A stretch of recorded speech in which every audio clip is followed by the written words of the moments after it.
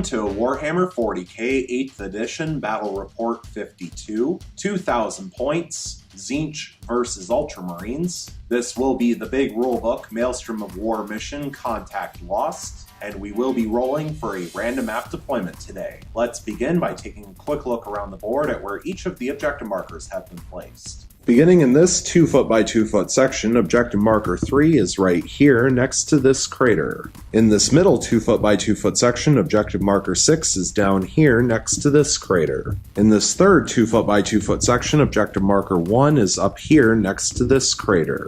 On the other side of the board, in this 2 foot by 2 foot section, objective marker 2 is right down here next to this crater. In this middle 2 foot by 2 foot section, objective marker 4 is right here next to this crater. And finally, in this 2 foot by 2 foot section, objective marker 5 is over here next to this ruin. And so now we will roll for the random map deployment, rolling a 4, which is Hammer and Anvil. So on a roll of a 1, 2, or a 3, Tzeentch will begin to deploy on the left, and the Ultramarines will deploy on the right. And on a 4, 5, or 6, it'll be the opposite, so Tzeentch deploying on the right, and the Ultramarines deploying on the left. And here's the roll.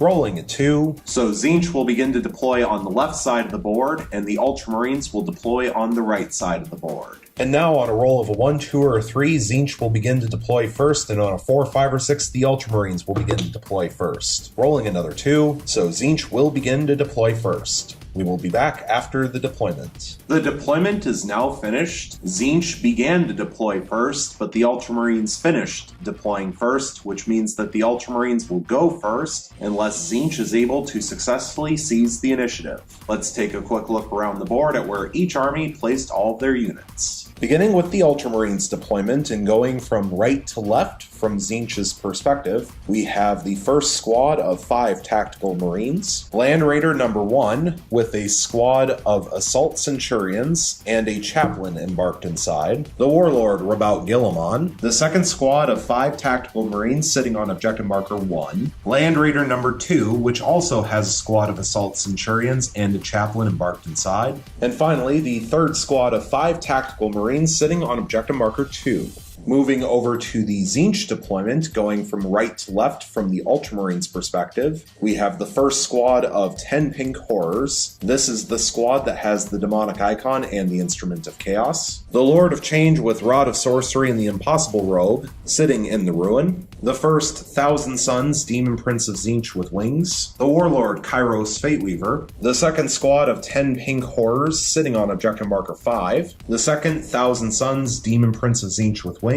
The Soul Grinder Tzeentch, the third squad of 10 pink horrors sitting on objective marker 3, the squad of 6 screamers, the third Thousand Suns Demon Prince of Tzeentch with wings, and finally the Fluxmaster. For this battle report, the Ultramarines will have access to 11 command points thanks to Rabout Guilliman being their warlord, and the Tzeentch faction will have access to 8 plus D3 thanks to Kairos Fateweaver being their warlord. So now we will roll the D3, and the symbol is the 6.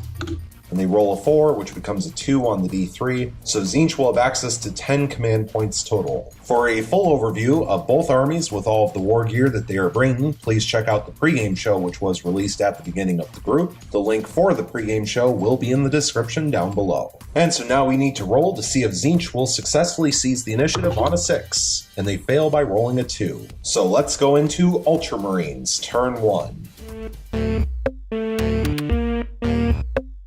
Going into Ultramarines turn 1, a reminder that the Ultramarines have 11 command points available, and Tzeentch has 10 command points available. At the beginning of the turn, the Ultramarines drew 1 new tactical objective card, and they drew Secure Objective 3. Score 1 victory point if you control Objective Marker 3 at the end of your turn. The Ultramarines are also going to use the mission-specific stratagem, Temporary Comms Uplink, for 3 command points, bring them from 11 down to 8. Provided you have fewer than 6 active tactical objectives, you can use this stratagem to immediately generate 1 extra tactical objective. And so the extra tactical objective card that they generated was Defend Objective 1. Score 2 victory points if you control Objective Marker 1 at the end of 2 consecutive turns. And thanks to Rabout Guilliman being the Warlord, with the Warlord trait Adept of the Codex, we get to roll a dice for each command point used, and on a 5-up we get them back. So rolling 3 dice, and the Ultramarines will get 2 command points back, going back up from 8 to 10.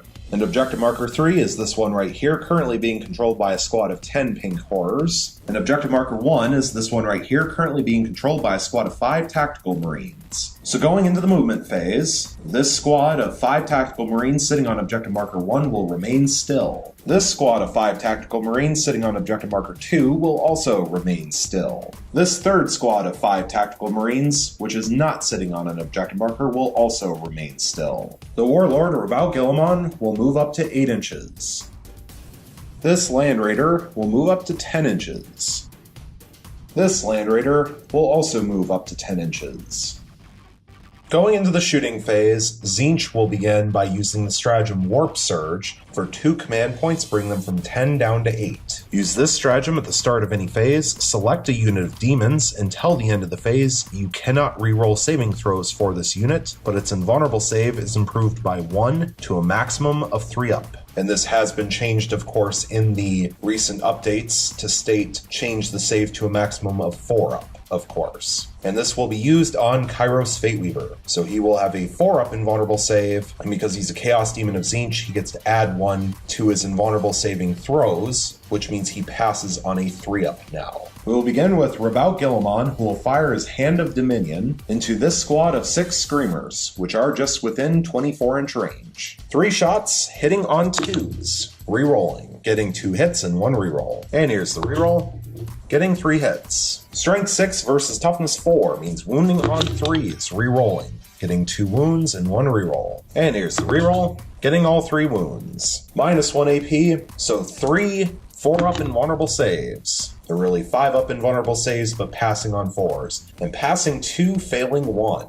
And they are 2 damage apiece, so 1 Screamer will be killed off, leaving 5 models left alive in the squad. This Land Raider will fire its Twin Heavy Bolter into the squad of 5 Screamers, and it will fire its 2 Twin Last Cannons into the Soul Grinder of Tzeentch. Beginning with the Twin Heavy Bolter, 6 shots, hitting on 3s, rerolling, getting 5 hits and 1 reroll. And here's the reroll, getting a 6th hit. Strength 5 versus Toughness 4 means wounding on 3s, rerolling, getting 5 wounds and 1 reroll. And here's the reroll, getting a cocked dice. So here's the reroll again, still failing to wound. So 5 wounds total. Minus 1 AP, 5 4-up invulnerable saves. And that's pretty bad. So 2 more Screamers will go down, leaving 3 left alive in the squad. Now for the 2 Twin Last Cannons, 4 shots total, hitting on 3s, rerolling, getting 3 hits and 1 reroll. And here's the reroll, getting all 4 hits. Strength 9 versus Toughness 7 means wounding on 3s, rerolling, getting 3 wounds and 1 reroll. And here's the reroll, getting a 4th wound. Minus 3 AP, so 4 4-up invulnerable saves. Passing 2 and failing 2. And Tzeentch will use 1 command point, going from 8 down to 7, for a command reroll to reroll the 3. And here's the reroll, and it will pass, so only failing 1. This will do D6 damage, and it will do 5 damage. So the Soul Grinder of Tzeentch will fall from 14 starting wounds down to 9. Now the other Land Raider will fire its Twin Heavy Bolter into the squad of 3 Screamers, and it will fire its 2 Twin Last Cannons into the wounded Soul Grinder of Tzeentch. Beginning with the Twin Heavy Bolter, 6 shots total, hitting on 3s, rerolling, getting 4 hits and 2 rerolls. And here's the rerolls. Still failing to hit, so 4 hits total. Strength 5 versus Toughness 4 means wounding on 3s, getting all 4 wounds. Minus 1 AP, so 4 4-up invulnerable saves. Passing 1 and failing 3. These Screamers really don't want to pass their 4-up invulnerable saves, so 1 Screamer will go down, and 1 more will fall from 2 starting wounds down to 1 left. Now for the 2 Twin Last Cannons, 4 shots total, hitting on 3s, rerolling, getting 3 hits and 1 reroll. And here's the reroll, getting a 4th hit. Strength 9 versus Toughness 7 means wounding on 3s, rerolling, getting 2 wounds and 2 rerolls. And here's the rerolls, still failing to wound, so 2 wounds total. Minus 3 AP, so 2 4-up invulnerable saves, and passing both. This squad of Tactical Marines will fire its last cannon into the wounded Soul Grinder of Tzeentch. 1 shot hitting on a 3, and it hits. Strength 9 versus Toughness 7 means wounding on a 3, and it wounds. Minus 3 AP, so 1 4-up invulnerable save, which passes. Now this squad of Tactical Marines will fire their last cannon into the wounded Soul Grinder. 1 shot hitting on a 3, and it fails to hit. So the Ultramarines will use 1 command point, going from 10 down to 9, for a command reroll to reroll the 2. First, however, thanks to Rabout Guilliman, do they get the command point back on a 5-up. And they do. So the Ultramarines will go back up from 9 command points to 10.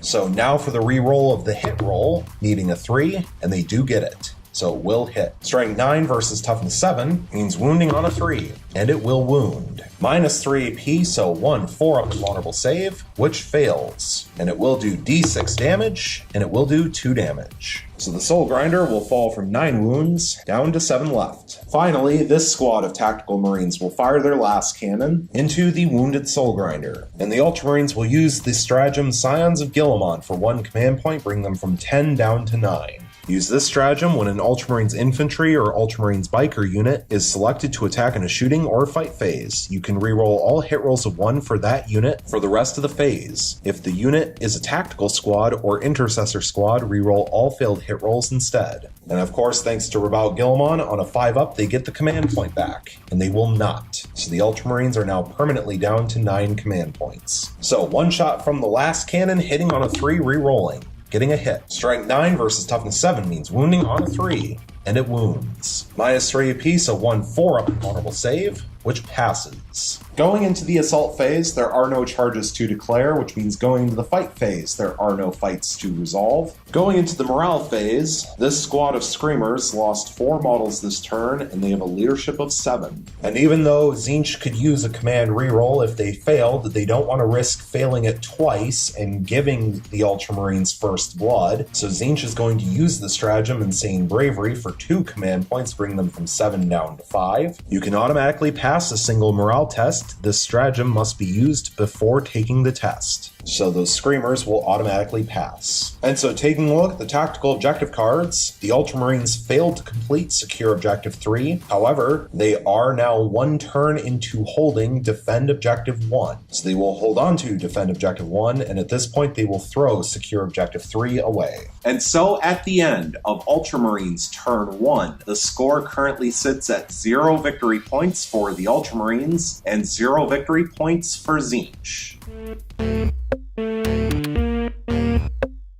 Going into Tzeentch turn 1, a reminder that Tzeentch has 5 command points available, and the Ultramarines have 9 command points available. At the beginning of the turn, the Tzeentch army drew 1 new tactical objective card, and they drew behind enemy lines. Score 1 victory point if you have at least 1 unit completely within the enemy's deployment zone at the end of your turn. If you have at least 3 units within your opponent's deployment zone at the end of your turn, score D3 victory points instead. Going into the movement phase, the squad of 2 Screamers is going to move up to 16 inches. The Wounded Soul Grinder is going to move up to 6 inches, and he will also declare an advance. And here's the advance roll, rolling 4 additional inches. So the Wounded Soul Grinder will move up to 10 inches total. Kairos Fateweaver will move up to 12 inches, and he will also declare an advance. And here's the advance roll, rolling 3 additional inches. So Kairos Fateweaver will move up to 15 inches. The Lord of Change will move up to 12 inches and will also declare an advance. And here's the advance roll, also rolling 3 inches. So the Lord of Change will move up to 15 inches. This Demon Prince of Tzeentch with wings will move up to 12 inches. This squad of Pink Horrors sitting on Objective Marker 5 will remain still. This squad of Pink Horrors sitting on Objective Marker 3 will also remain still. This squad of 10 Pink Horrors will move up to 6 inches, and they will also declare an advance. And here's their advance roll, rolling a 3, and they get to add 1 thanks to their instrument, for an additional 4 inches total. So this squad of 10 Pink Horrors will move up to 10 inches. This Demon Prince of Tzeentch with wings will move up to 12 inches and will also declare an advance. And here's the advance roll, rolling 4 additional inches. So the Demon Prince will move up to 16 inches total.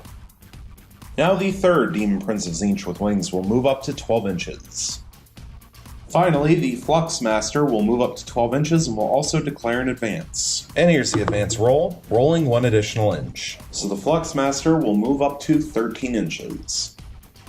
Going into the Psychic phase, Tzeentch will begin by using the stratagem Locus of Conjuration for 2 command points, bring them from 5 down to 3. Use this stratagem at the start of your psychic phase. Select a Tzeentch demon character from your army. Till the end of the phase, you can reroll any failed psychic test made for friendly Tzeentch demon units within 6 inches of that model. And this will be placed onto Kairos Fateweaver, which will affect himself, the Lord of Change, and all 3 demon princes of Tzeentch with wings. So we will begin with this squad of 10 pink horrors attempting to manifest Smite from this model right here onto this squad of 5 tactical Marines. And pink horrors only roll 1 dice, so looking for a 5 or 6. And they do get it with a 6. So it will do D3 mortal wounds, and it will do 1 mortal wound. So 1 regular Marine will go down, leaving 4 left alive in the squad. Now the Fluxmaster will attempt to manifest Smite onto this Land Raider. And Smite now has a warp charge value of 6, and it will pass with the 7 thanks to +1 from the Everstav. So it will do D3 mortal wounds, and it will do 3 mortal wounds. So this Land Raider will fall from 16 starting wounds down to 13. The Lord of Change will now attempt to manifest both Smite and Bolt of Change onto the fully healthy Land Raider. Beginning with Smite, which now has a warp charge value of 7. And it will pass with a 7 thanks to the +2 from his psychic test bonus. So it will do D3 mortal wounds, and it will do 2 mortal wounds. And the Ultramarines will use the stratagem Armor of Contempt for 1 command point, bringing them from 9 down to 8. Use this stratagem when an Adeptus Astartes vehicle suffers a mortal wound. Roll a D6 for that mortal wound and each other mortal wound inflicted on this model for the rest of the phase. On a 5-up, that mortal wound is ignored and has no effect. First, however, on a 5-up, do they get the command point back? And they will. So the Ultramarines will go back up from 8 command points to 9. And now for the 2 mortal wounds from the Smite, from the Lord of Change. On 5-ups, they will ignore 1. So this Land Raider will fall from 16 starting wounds down to 15. Now for Bolt of Change, which has warp charge value of 8, and that will fail with a 4, so it can be re-rolled thanks to Locus of Conjuration.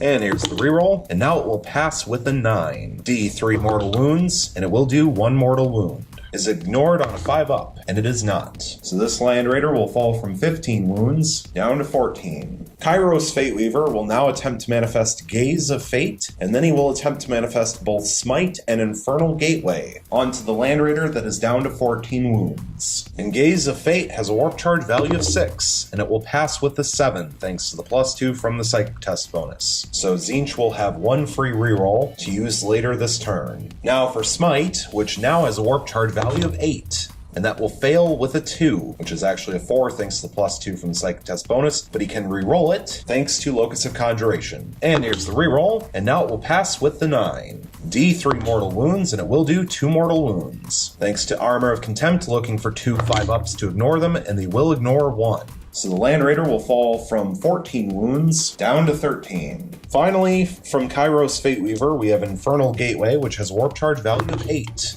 And that will fail with a 7 thanks to the +2 from the psychic test bonus, so it will be re-rolled thanks to Locus of Conjuration. And here's the re-roll, and now it will pass with a 9. D3 mortal wounds, getting 1 mortal wound. Armor of Contempt, 1 5-up, which will fail. So the Land Raider will fall from 13 wounds down to 12. This Demon Prince of Tzeentch with wings will attempt to manifest Diabolic Strength onto this Demon Prince of Tzeentch with wings, and then it will attempt to manifest Smite onto the Land Raider that is down to 12 wounds because it is the closest visible enemy unit. So beginning with Diabolic Strength, which has a warp charge value of 6.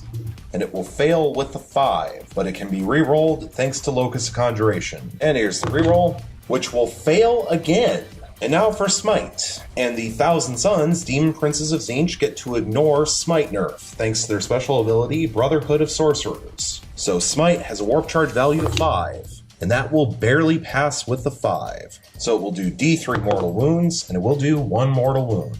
Armor of Contempt, 1 5-up, which fails. So the Land Raider will fall from 12 wounds down to 11. Now this Demon Prince of Tzeentch with wings will attempt to manifest Smite onto this Land Raider. And Smite has a warp charge value of 5, and it passes with a 6. And it will do D3 mortal wounds, and it'll do 1 mortal wound. Armor of Contempt, 1 5-up, which passes. Finally, this Demon Prince of Tzeentch with wings will attempt to manifest Warp Time onto himself, and will attempt to manifest Smite onto the Land Raider that is down to 11 wounds. Beginning with Smite, which has Warp Charge value of 5, and that will pass with an 11. So it will do D6 mortal wounds, and it will do 5 mortal wounds. Thanks to Armor of Contempt, looking for 5 5-ups. Passing 2 and failing 3. So the Land Raider will fall from 11 wounds down to 8. In order to make sure that he successfully manifests Warp Time, Tzeentch will use the stratagem Kabbalistic Focus for 1 command point. Bring them from 3 down to 2. Use this stratagem before attempting to manifest a psychic power with a Thousand Sun Psyker from your army that is within 6 inches of at least 2 other friendly Thousand Sun Psykers. You can add 2 to the psychic test. And Warp Time has a Warp Charge value of 6, and that will pass with an 11 as well, which means it actually passes with a 13. So the Demon Prince of Tzeentch with wings can now immediately move as if it were the movement phase, so he will move up to 12 inches. And he is now just over an inch away from the Land Raider. At the end of the Psychic phase, Tzeentch will use the stratagem Magical Boon for 1 command point, bringing them from 2 down to 1. Use this stratagem at the end of your Psychic phase, select a Tzeentch Demon Psyker from your army. It can immediately attempt to manifest 1 additional Psychic power this turn. And Kairos Fateweaver will attempt to manifest Boon of Change onto the Demon Prince of Tzeentch with wings that is just over an inch away from the Land Raider. And Boon of Change has Warp Charge value of 7. And that will fail with a 6, so it will be re-rolled, thanks to Locus of Conjuration, and now it will pass with an 11. So rolling a d3 on the table, rolling a 1, which is extra limb plus 1 attack. And so Tzeentch is going to use their Gaze of Fate reroll to reroll the d3 result, because they would much rather have plus 1 strength for when the Demon Prince charges into the Land Raider. And so here's the reroll, and now they get a 3 on the d3, which is Iron Skin plus 1 toughness. Going into the shooting phase, the only unit that can fire is this squad of 10 pink horrors, and they are all within 18-inch range to fire their coruscating flames into this squad of 4 tactical marines. 20 shots, hitting on 5s since they advanced. Getting 5 hits. Strength 3 versus Toughness 4 means wounding on 5s. Getting 1 wound. No AP, so 1 2-up armor save thanks to the crater, and it passes. Going into the assault phase, there are 2 charges to declare. First is this Demon Prince of Tzeentch with wings declaring a charge into the Land Raider, and the second charge will be from this squad of Screamers into the other Land Raider. And we will begin with this squad of Screamers. Overwatch from the Land Raider, beginning with the Twin Heavy Bolter, 6 shots total, hitting on 6s, re-rolling, thanks to Guilliman, failing to hit, getting 6 re-rolls. And here's the re-rolls. Now getting 1 hit. Strength 5 versus Toughness 4 means wounding on a 3, getting a wound. Minus 1 AP, so 1 4-up and vulnerable save, which passes. Now for 4 shots from the 2 twin last cannons, hitting on 6s, re-rolling, getting 2 hits and 2 re-rolls. And here's the re-rolls, still failing to hit, so 2 hits total. Strength 9 versus Toughness 4 means wounding on 2s, re-rolling, getting 2 wounds. Minus 3 AP, so 2 4-up and vulnerable saves, passing 1 and failing 1. And not that it matters, but it does d6 damage, and it only does 1 damage. So the Screamer that is down to 1 wound will lose its last wound and be killed off, leaving 1 left alive in the squad. And now for the charge range, rolling 9 inches. And 9 inches is more than enough to make it in. And this Demon Prince keeps falling over, so we're just going to lay him on his side so that he'll stop. Now for the charge from this Demon Prince of Tzeentch with wings into the Land Raider with 8 wounds. 6 shots from the Twin Heavy Bolter, hitting on 6s, re-rolling, getting 1 hit, 5 re-rolls. And here's the re-rolls, getting 1 additional hit for 2 hits total. Strength 5 versus Toughness 7 means wounding on 5s, re-rolling, and getting 2 wounds. Minus 1 AP, so 2 4-up armor saves, or 4-up invulnerable saves, passing 1 and failing 1. So the Demon Prince of Tzeentch with wings will fall from 8 starting wounds down to 7. Finally, the 4 shots from the 2 twin last cannons, hitting on 6s, re-rolling, getting 1 hit and 3 re-rolls. And here's the re-rolls, still failing to hit, so 1 hit total. Strike 9 versus Toughness 7 means wounding on a 3, re-rolling, getting a re-roll. And here's the re-roll, still failing to wound. Not that it matters, but here's the charge range, getting 6 inches. So the Demon Prince of Tzeentch with wings will make it in. Going into the fight phase, Tzeentch will begin with this Demon Prince of Tzeentch with wings, placing all his attacks onto the Land Raider. 7 attacks with his 2 sets of Malefic Talons, hitting on 2s, rerolling 1s, 6s generate additional attacks, getting 4 hits and 3 rerolls. And here's the rerolls. Getting all 7 hits. Strength 7 versus Toughness 8 means wounding on 5s. Getting 3 wounds. Minus 2 AP, so 3 4-up armor saves. Passing 1 and failing 2. And they are 2 damage apiece. So this Land Raider will fall from 8 wounds down to 4. And the Ultramarines are not going to use counteroffensive, so we will continue with the Tzeentch charging units, and the only unit left is this lone Screamer, who will place his attacks into the Land Raider with 13 wounds. 3 attacks with its Lamprey Bites, hitting on 4s, getting 2 hits. Strength 6 versus Toughness 8 means wounding on 5s, failing to wound. So now for units that did not charge this turn, beginning with this Land Raider onto the Screamer. 6 attacks, hitting on 6s, rerolling, getting 1 hit, 5 rerolls. And here's the rerolls. Getting 2 additional hits for 3 hits total. Strength 8 versus Toughness 4 means wounding on 2s, rerolling, getting 2 wounds and 1 reroll. And here's the reroll, getting all 3 wounds. No AP, so 3 4-up invulnerable saves, passing 2 and failing 1. So this Screamer will fall from 2 starting wounds down to 1 left. And finally, this Land Raider will place its attacks onto the Demon Prince. Only 1 attack since it's down to 4 wounds, hitting on a 6, rerolling, getting a reroll, and here's the reroll, still failing to hit. Going into the morale phase, this squad of Screamers lost 1 model this turn and they have leadership of 7, so it's impossible for them to fail. This squad of Tactical Marines lost 1 model this turn, however, the Sergeant is an Ultramarine and therefore has leadership of 9, so it is impossible for him to fail. Taking a look at the tactical objective cards, Tzeentch failed to complete behind enemy lines, however, they will hold on to it for at least 1 more turn. And so at the end of Tzeentch turn 1, the score currently sits at 0 victory points for Tzeentch and 0 victory points for the Ultramarines.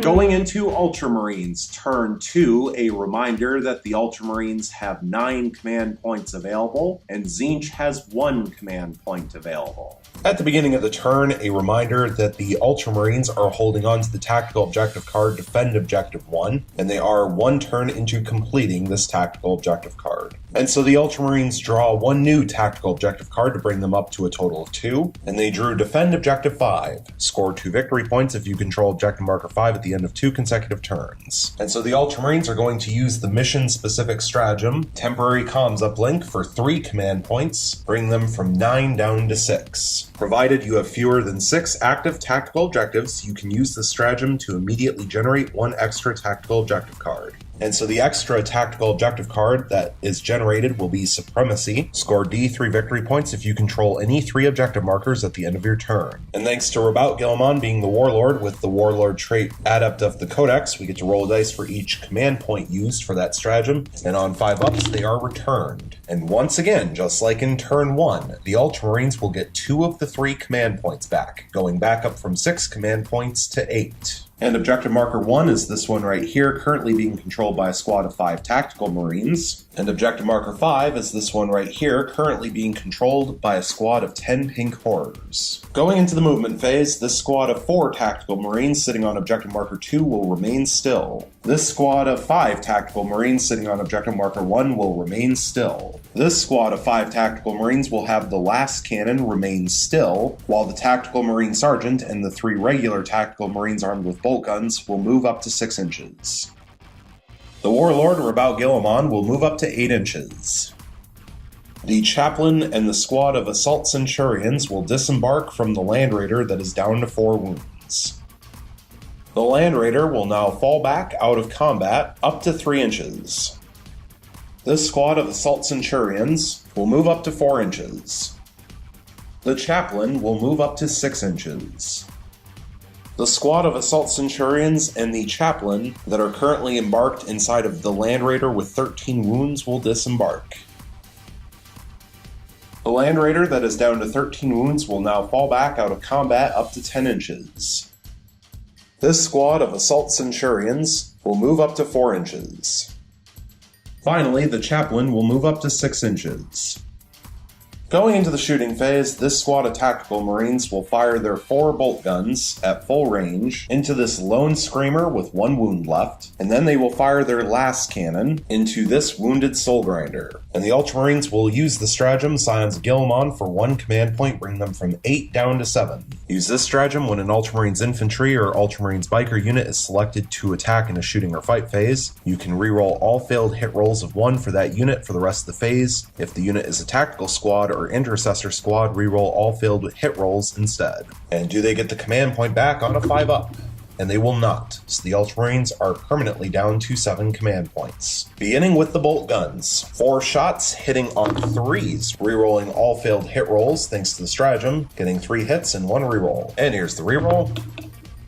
Getting a 4th hit. Strength 4 versus toughness 4. Means wounding on 4s. Getting 3 wounds. No AP, so 3 4-up invulnerable saves. Passing 1, but failing 2. And so the lone screamer will lose its last wound and be killed off. And that is First Blood. Now for the last cannon into the Soul Grinder, 1 shot hitting on a 3 re-rolling, getting a hit. Strength 9 versus Toughness 7 means wounding on a 3, and it wounds. Minus 3 AP, so 1 4-up invulnerable save, which passes. This squad of tactical marines will have the 3 bolt guns fire at full range into this squad of 10 pink horrors, and the last cannon will fire into this wounded Soul Grinder. Beginning with the bolt guns, 3 shots hitting on 3s, getting 3 hits.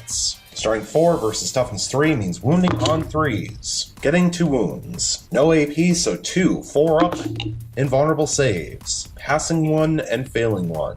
So 1 pink horror will go down, leaving 9 left alive in the squad. Now for the last cannon into the Soul Grinder, 1 shot hitting on a 3, getting a hit. Strength 9 versus Toughness 7 means wounding on a 3, and it fails to wound. So the Ultramarines will use 1 command point, going from 7 down to 6, for a command reroll to reroll the 1. First, however, on a 5-up, do they get the command point back? And they will. So the Ultramarines will go back up from 6 command points to 7. And now to see if it wounds on a 3, and it will. Minus 3 AP, so 1 4-up invulnerable save, which passes. This squad of 3 Assault Centurions will fire their flamers into the wounded Soul Grinder. 2 flamers apiece for 6 D6 shots total, getting 20 shots. This weapon automatically hits, so 20 hits. Strength 4 versus Toughness 7 means wounding on 5s, re-rolling thanks to Guilliman, getting 10 wounds and 10 rerolls. And here's the rerolls. Getting 2 additional wounds for 12 wounds total. No AP, so 12 3-up armor saves, passing 9 and failing 3. So the Soul Grinder of Tzeentch will fall from 7 wounds down to 4. This squad of 5 tactical marines will fire its 4 bolt guns and its last cannon into the wounded Soul Grinder, and the bolt guns will be firing at full range. So beginning with the last cannon, 1 shot hitting on a 3, and it fails to hit. Now for the 4 bolt guns hitting on 3s. Getting 3 hits. Strength 4 versus Toughness 7 means wounding on 5s, getting 2 wounds. No AP, so 2 3-up armor saves, passing 1 and failing 1. So the Soul Grinder of Tzeentch will fall from 4 wounds down to 3 left. This chaplain will fire the plasma gun portion of its combi plasma into the Soul Grinder of Tzeentch using supercharged shots. And he is within 12 inches of Guilliman, so he can reroll hit rolls of 1. So 2 shots hitting on 3s, and rerolling 1s, thanks to Guilliman, getting 2 rerolls. And here's the rerolls. Now getting 1 hit and 1 miss, but not a 1. Strength 8 versus Toughness 7 means wounding on a 3,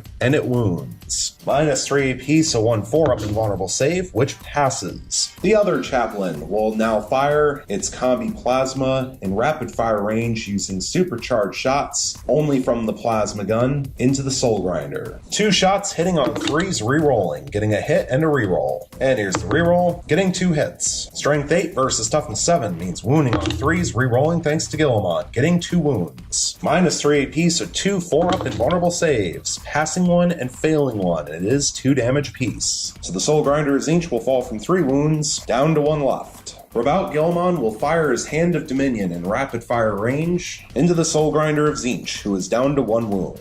6 shots in rapid fire range, hitting on 2s, rerolling, getting 3 hits and 3 rerolls. And here's the rerolls. Wow, still failing 2 of them, getting 4 hits total. Strength 6 versus toughness 7 means wounding on 5s, rerolling, getting 1 wound and 3 rerolls. And here's the rerolls, getting 1 additional wound for 2 wounds total. Minus 1 AP, so 2 4-up invulnerable saves, and passing both. Both Land Raiders are going to pop smoke because they both fell back this turn. Finally, the second squad of Assault Centurions will fire their flamers into the Demon Prince Tzeentch with wings. They are just within 6 inches of Rabaut Guilliman. 6d6 shots, getting 21 shots. This weapon automatically hits, so 21 hits. Strength 4 versus toughness 7 means wounding on 5s, rerolling. We're just going to move this dice off to the side here, getting 6 wounds and 15 rerolls. And here's the rerolls, getting 5 more wounds for 11 wounds total. No AP, so 11 3-up armor saves, passing 9 and failing 2. So this Demon Prince Tzeentch with wings will fall from 7 wounds down to 5. Going into the assault phase, there are multiple charges to declare. First will be this squad of 3 Assault Centurions declaring a multi-charge into both the Soul Grinder of Tzeentch and the Flux Master. Second will be this Chaplain declaring a charge solely into the Flux Master. Rabaut Guilliman will declare a charge solely into Kairos Fateweaver. This Chaplain will declare a charge solely into the Demon Prince of Tzeentch with wings that he's just over an inch away from. And finally, this squad of 3 Assault Centurions will declare a charge into the Demon Prince of Tzeentch with wings. And we will begin with the multi-charge from this squad of Assault Centurions. Beginning with the Overwatch from the Soul Grinder, starting with the Harvester Cannon. 3 shots hitting on 6s, rerolling 1s, thanks to a Demon Prince of Tzeentch being nearby and failing to hit. Now for the Phlegm Bombardment, d6 shots, getting 5 shots, hitting on 6s, rerolling 1s. Once again, failing to hit, no rerolls. No Overwatch from the Flux Master, so here's the charge range,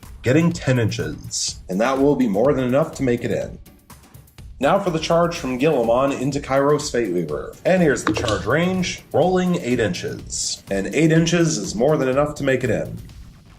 Now for the charge from this Chaplain into the Flux Master. And here's the charge range, rolling 6 inches. And the Chaplain is only 6.5 inches away from the Flux Master, so that will be enough to make it in. Next will be the charge from this Chaplain into the Demon Prince Tzeentch with wings. And here's the charge range, rolling 6 inches. And 6 inches is more than enough to make it in. Finally, the charge from the Assault Centurions into the Demon Prince. And here's the charge range, rolling 6 inches. And 6 inches is more than enough to make it in.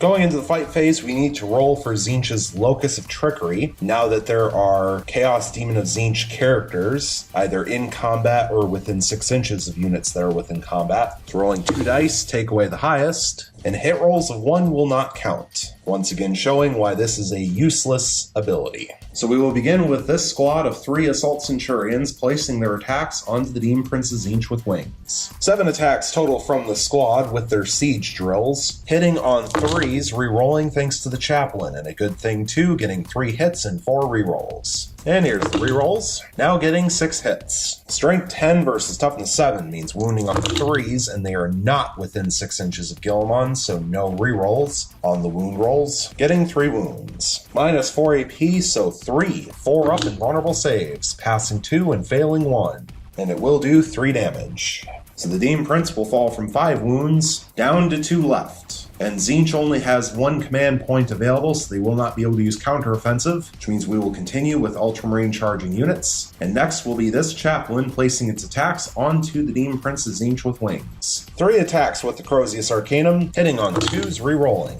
getting 2 hits and 1 reroll. And here's the reroll, getting a 3rd hit. Strength 5 versus toughness 7 means wounding on 5s. However, he will get to reroll because he is within 6 inches of Guilliman, so 3 rerolls. And here's the rerolls, now getting 1 wound. Minus 1 AP, so 1 4-up invulnerable save, which passes. This Chaplain will now place all of its attacks against the Flux Master. 3 attacks with Crozius Arcanum, hitting on 2s, rerolling, thanks to himself, getting 2 hits and 1 reroll. And here's the reroll, still failing to hit. Strength 5 versus toughness 3 means wounding on 3s, rolling double 1s and failing both. Fantastic. Now the squad of Centurions will fight. This one will place its attacks onto the Flux Master, while the other regular Centurion and the Centurion Sergeant will place their attacks onto the Soul Grinder. Beginning with the regular Centurion against the Flux Master, 2 attacks hitting on 3s, re-rolling, getting 2 hits. Strength 10 versus Toughness 3 means wounding on 2s, getting 2 wounds. Minus 4 AP,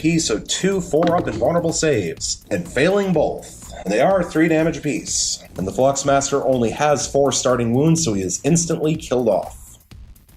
Now for the 5 attacks against the Soul Grinder. Hitting on 3s, re-rolling. Getting 3 hits and 2 rerolls. And here's the rerolls. Getting all 5 hits. Strength 10 versus Toughness 7 means wounding on 3s, rerolling because they are within 6 inches of Gilliman. Getting 2 wounds and 3 rerolls. And here's the rerolls.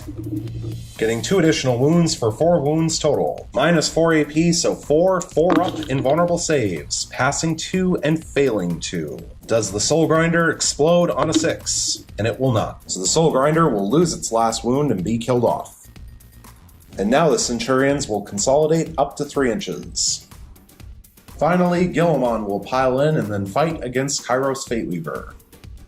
6 attacks base with the Emperor's Sword, hitting on 2s, rerolling 1s, getting 4 hits and 2 rerolls. And here's the rerolls, getting all 6 hits. Strength 8 versus Toughness 7 means wounding on 3s, rerolling, and 6s generate additional mortal wounds. And that is all 6 wounds, with 3 D3 mortal wounds. So first, the 3 D3 mortal wounds. And that's a total of 5 mortal wounds. However, the Ultramarines are going to use 1 command point, going from 7 down to 6, for a command reroll to reroll the 1. So first, rolling to see if they get the command point back, and they will not. So the Ultramarines are permanently down to 6 command points. So now the reroll on the mortal wounds, and it will now give them 2 mortal wounds instead of 1, for a total of 6 mortal wounds. So Kairos Fateweaver will fall from 16 starting wounds down to 10. Now for the regular wounds, minus 4 AP, so 6 4-up invulnerable saves, passing 3 and failing 3.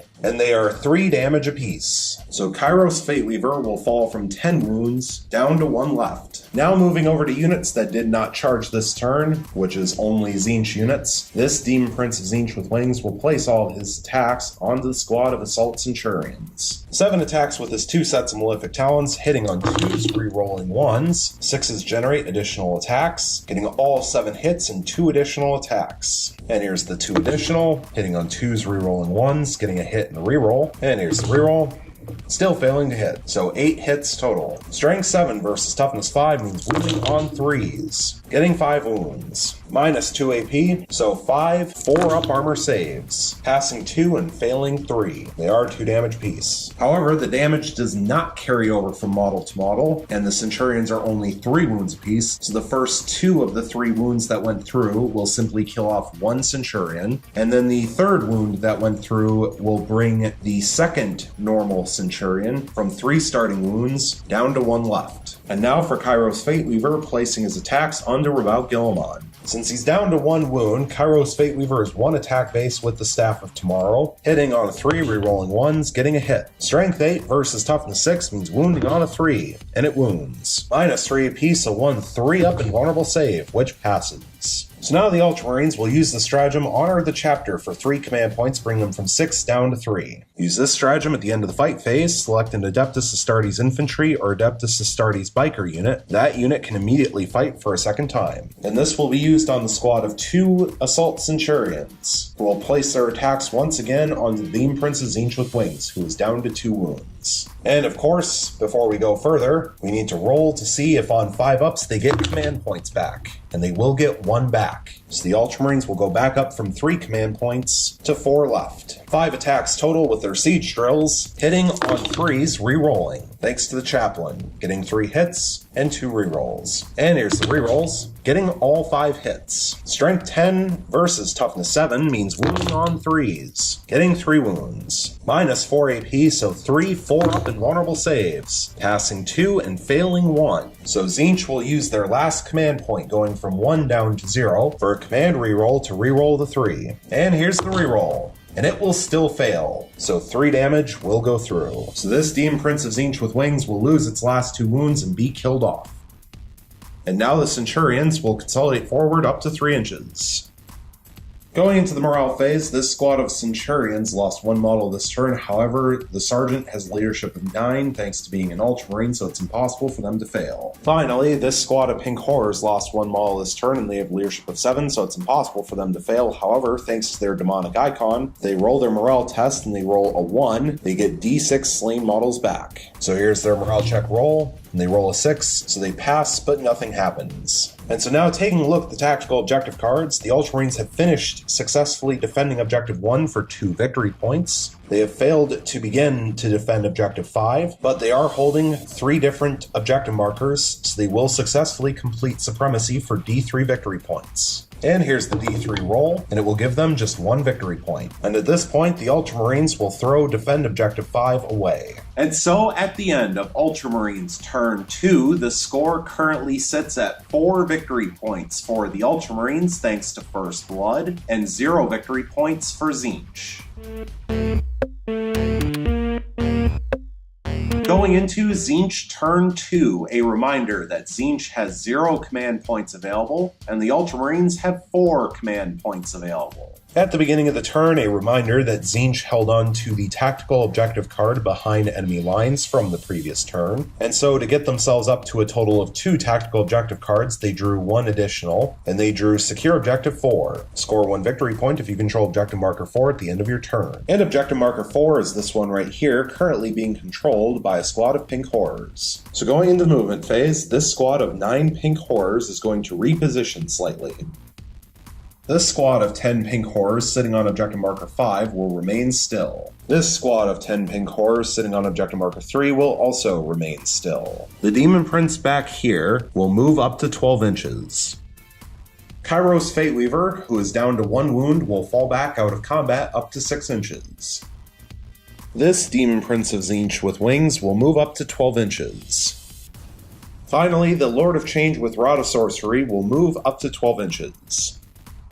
Going into the Psychic phase, the Pink Horror armed with the Instrument of Chaos will attempt to manifest Smite onto this squad of 4 Tactical Marines. And Smite has a Warp Charge value of 5, and it will fail with a 4. The Warlord Kairos Fateweaver will attempt to manifest Gaze of Fate, and then he will attempt to manifest both Smite and Infernal Gateway onto the Warlord Rabaut Gilmon, because he is the closest visible enemy unit. Beginning with Gaze of Fate, which has a Warp Charge value of 6, and it will pass with the 7. So Tzeentch will have 1 free reroll to use later this turn. And remember that Kairos Fateweaver no longer has a Psychic Test bonus because he is down to 1 wound.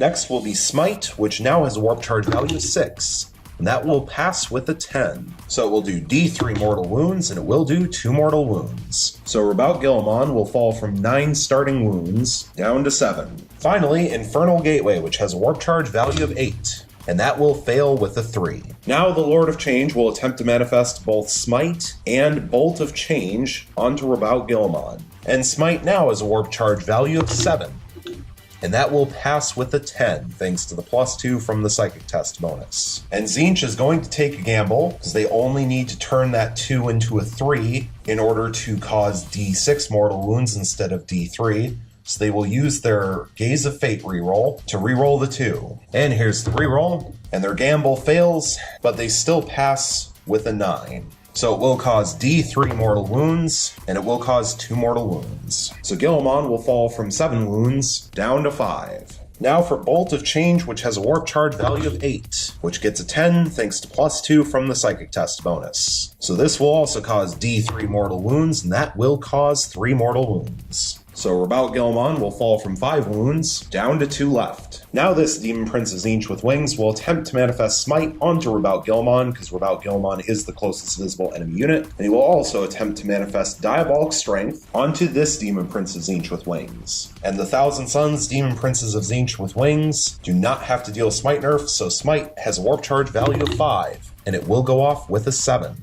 And it will do D3 mortal wounds, and it will do 2 mortal wounds. And this will mean that Rabaut Gilmon will lose his last 2 wounds and be killed off. However, thanks to his Armor of Fate, the first time that Rabout Guilliman is slain, roll a d6 and on a 4-up, set him up again at the end of the phase as close as possible to his previous position, with d6 wounds remaining. So here's the d6 roll, and they fail, needing a 4-up to set him up again. So because of that, the Ultramarines will use 1 command point going from 4 down to 3 for a command reroll to reroll the 2, and the Ultramarines cannot get this command point back because Guilliman is currently dead. So here's the reroll on the 2, and Guilliman will come back, and he will come back with d6 wounds, and he will come back with only 1 wound. For the purpose of simplicity, because he's going to come back at the end of the psychic phase, and there were no further psychic powers that were going to be able to target him anyways, we will simply leave Guilliman where he was standing. However, we will change his wound counter from 2, which is what it was previously, to now having just 1. Also, however, any further command points that the Ultramarines use in the psychic phase, they will not be able to attempt to get back because Guilliman does not come back to life until the end of the psychic phase. Just so that everyone is aware. Now for Diabolic Strength from the one Demon Prince of Tzeentch with Wings onto the other Demon Prince of Tzeentch with Wings, which has a warp charge value of 6. And it will go off with a 7. This Demon Prince of Tzeentch with Wings, which just had Diabolic Strength cast on it from the other Demon Prince of Tzeentch with Wings, will now attempt to manifest Warp Time onto itself. And Warp Time has a warp charge value of 6, and it will pass with a 6. So the Demon Prince of Tzeentch with Wings will now move as if it were the movement phase, and move up to 12 inches. And he is now just over 1 inch away from the Land Raider with 13 wounds. So now this Demon Prince of Tzeentch with Wings will attempt to manifest Smite onto the Land Raider. And Smite has a warp charge value of 5, and it will pass with an 11. So it will do d6 mortal wounds, and it will do 2 mortal wounds. And the Ultramarines will not use the stratagem Armor of Contempt because they would not have a chance to get the command points back. So the Land Raider will fall from 13 wounds down to 11. Now that the psychic phase is over, Rabout Guilliman is now officially back up on the board, with 1 wound remaining. Going into the shooting phase, the only unit that will fire will be this squad of 9 pink horrors firing their coruscating flames into this squad of 4 tactical marines. 18 shots, hitting on 4s, getting 8 hits. Strength 3 versus toughness 4 means wounding on 5s, getting 3 wounds. No AP, so 3 2-up armor saves thanks to the crater, passing all 3. Going into the assault phase, there are 3 charges to declare. First will be this Demon Prince of Tzeentch with Wings, the one that has Diabolic Strength, declaring a charge into the Land Raider with 11 wounds. The second charge will be from the Lord of Change with the Rod of Sorcery and the Impossible Robe, declaring a charge solely into Rabout Guilliman. And the third charge will be from the other Demon Prince of Tzeentch with Wings, declaring a multi-charge into both Rabout Guilliman and the Chaplain, with the primary target being Rabout Guilliman. And we will begin with this Demon Prince into the Land Raider. And we will begin the Overwatch from the Land Raider with the Twin Heavy Bolter, 6 shots total, hitting on 6s. Getting 1 hit and 1 reroll because the Land Raider is within 12 inches of Rabout Guilliman. And here's the reroll. Still failing to hit, so 1 hit total. Strength 5 versus toughness 6 means wounding on a 5. And it wounds. Minus 1 AP, so 1 4-up invulnerable save, which fails. So the Demon Prince of Tzeentch with Wings will fall from 8 starting wounds down to 7. Finally, the 4 shots from the 2 twin last cannons, hitting on 6s, rerolling 1s, and failing to hit. Not that it matters too much, but here's the charge range, getting 7 inches. And 7 inches is more than enough to make it in.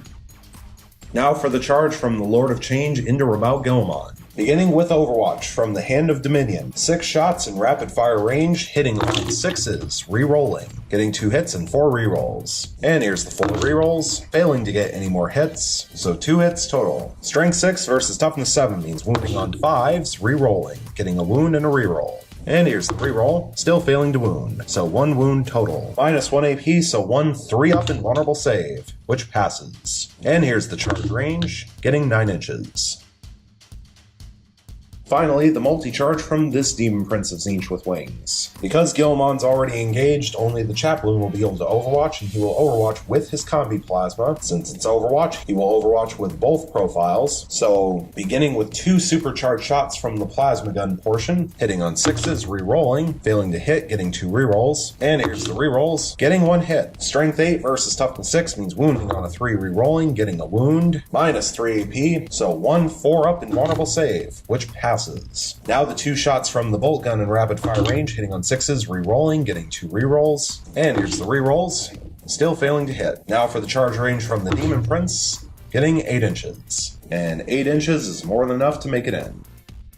Going into the fight phase, we first need to activate the Locus of Trickery, roll 2 dice, take away the highest, and rolling double 1s. So hit rolls of 1 will not count. For the second time in a row this game, showing why this ability is completely worthless. And so Tzeentch will begin with the Lord of Change, placing its attacks onto Rabout Guillimon. Since the Lord of Change is still at full wounds, 5 attacks base with the Staff of Tzeentch, hitting on 2s, re-rolling. Thanks to the Demon Prince nearby. Getting 5 hits. Strength 6 versus Toughness 6 means wounding on 4s. Getting 3 wounds. Minus 2 AP, so 3 3-up invulnerable saves. Passing all 3. And so the Ultramarines will use the stratagem Counteroffensive for 2 command points, bringing them from 3 down to 1 left. This stratagem is used right after an enemy unit that charge is fought. Select one of your own eligible units and fight with the next. However, thanks to Guillimon still being alive currently, do they get the command points back on 5-ups, and they will get 1 back. So the Ultramarines will go back up from 1 command point to 2.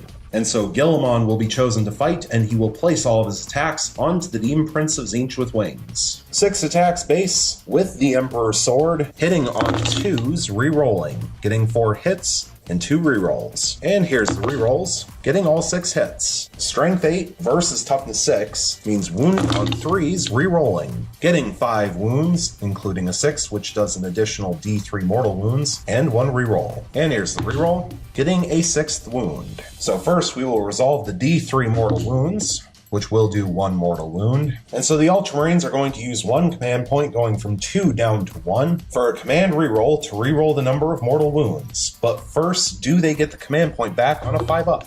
And they will. So once again, the Ultramarines will go back up from 1 command point to 2. And now for the reroll on the number of mortal wounds, and it will do 2 mortal wounds instead of 1. So the Demon Prince of Tzeentch with wings will fall from 8 starting wounds down to 6 left. And so now for the 6 regular wounds. Minus 4 AP, so 6 4-up invulnerable saves. And he passes all 6 of them! Oh my goodness! And the 4-up invulnerable save comes in major clutch. Oh wow! That's absolutely amazing. So now this Demon Prince will turn right around and place all of its attacks onto Guillimon. 7 attacks with the 2 sets of Malefic Talons, hitting on 2s, re-rolling 1. 6s generate additional attacks, getting all 7 hits and 1 additional. And here's the additional attack, hitting on 2s, re-rolling 1s, getting an 8th hit. Strength 7 versus Toughness 6 means wounding on 3s, getting 5 wounds. Minus 2 AP, so 5 3-up invulnerable saves, passing 3 and failing 2. And they are 2 damage apiece. However, Guillimon is not done yet. The Ultramarines are going to use the stratagem Only in Death Does Duty End for 2 command points, bring them from 2 down to 0, and they will not be able to get the command points back. So the Ultramarines are now permanently out of command points. Use this stratagem when an Adeptus Astartes character is slain. That model summons the strength for 1 final attack and can immediately either shoot as if it were your shooting phase or fight as if it were your fight phase. This stratagem is not cumulative with the Astartes banner ability. This stratagem takes precedence. So Guillimon, once again, 6 attacks with the Emperor's Sword against the Demon Prince of Tzeentch with wings. Hitting on 2s, re-rolling, getting 4 hits and 2 re-rolls. And here's the re-rolls,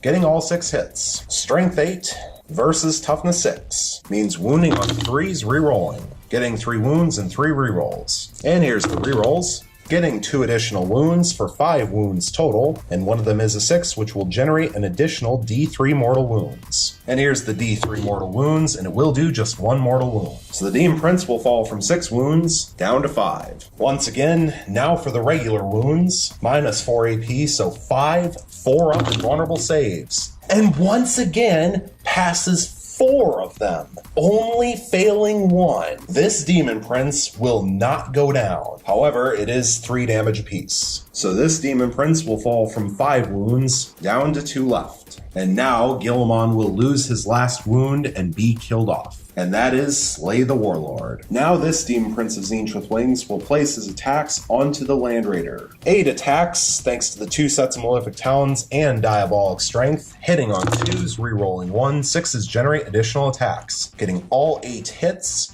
and 2 additional attacks. And here's the 2 additional attacks, hitting on 2s, rerolling 1s, but cannot generate further attacks, so getting 2 more hits for 10 hits total. Strength 9, thanks to Diabolic Strength versus Toughness 8, means wounding on 3s. Getting 7 wounds, minus 2 AP, so 7 4-up armor saves, passing 4 and failing 3, and they are 2 damage apiece. So the Land Raider will fall from 11 wounds down to 5. And now the Land Raider will get to attack back onto the Demon Prince. Since the Land Raider is down to 5 wounds, D6 attacks, getting 4 attacks, hitting on 6s, rerolling thanks to a chaplain within 6 inches, getting 1 hit and 3 rerolls. And here's the rerolls. This 4 right here was a 6, so just 1 hit total. Strength 8 versus Toughness 6 means wounding on a 3, and it wounds. No AP, so 1 3-up armor save, which fails. So this Demon Prince of Tzeentch with wings will fall from 7 wounds down to 6. And now the Chaplain will place his attacks onto the Demon Prince of Tzeentch with wings. 3 attacks with Crozius Arcanum, hitting on 2s, rerolling, getting 2 hits and 1 reroll. And here's the reroll, getting a 3rd hit. Strength 5 versus Toughness 6 means wounding on 5s, getting 1 wound, minus 1 AP, so 1 4-up invulnerable save, which passes. Going into the morale phase, there are no morale checks to take. And so taking a look at the tactical objective cards, thanks to the Demon Prince of Tzeentch with wings who is in combat with the Land Raider, Tzeentch did successfully complete behind enemy lines for 1 victory point. And thanks to the squad of 9 pink horrors, Tzeentch did successfully complete secure objective 4 for 1 victory point as well. And so at the end of Tzeentch turn 2, the score currently sits at 3 victory points for Tzeentch, thanks to Slay the Warlord, and 4 victory points for the Ultramarines. Going into Ultramarines turn 3, a reminder that the Ultramarines have 0 command points available, and Tzeentch also has 0 command points available. At the beginning of the turn, the Ultramarines drew 3 new tactical objective cards, and they drew Secure Objective 4, score 1 victory point if you control Objective Marker 4 at the end of your turn, Master the Warp, score 1 victory point if you manifested or denied a psychic power during this turn. If you manifested or denied 3 or more psychic powers, score D3 victory points instead, and Witch Hunter, score 1 victory point if at least 1 enemy Psyker was destroyed during this turn. And Objective Marker 4 is this one right here, currently being controlled by a squad of 9 pink horrors. Going into the movement phase, this squad of 4 tactical marines sitting on Objective Marker 2 will remain still. This squad of 5 tactical marines will have the last cannon remain still, while the sergeant and 3 regular marines, armed with bolt guns, move up to 6 inches. This squad of 5 tactical marines will have the last cannon remain still, while the sergeant and the 3 regular bolt guns will move up to 6 inches. This Land Raider, which is down to 5 wounds, will fall back out of combat up to 5 inches. This squad of 2 Centurions will move up to 4 inches. This Chaplain will remain locked in combat with the Demon Prince of Tzeentch with wings, who is down to 2 wounds. This squad of 3 Centurions will move up to 4 inches. This Chaplain will now move up to 6 inches. Finally, the Land Raider that is down to 4 wounds will move up to 3 inches. Going into the shooting phase, this squad of tactical marines will fire their 3 bolt guns into this squad of 9 pink horrors, and they will fire their last cannon into Kairos Fateweaver, who is down to 1 wound. And we will begin with the 3 bolt guns. 3 shots, hitting on 3s, getting 2 hits. Strength 4 versus Toughness 3 means wounding on 3s, getting 2 wounds. No AP.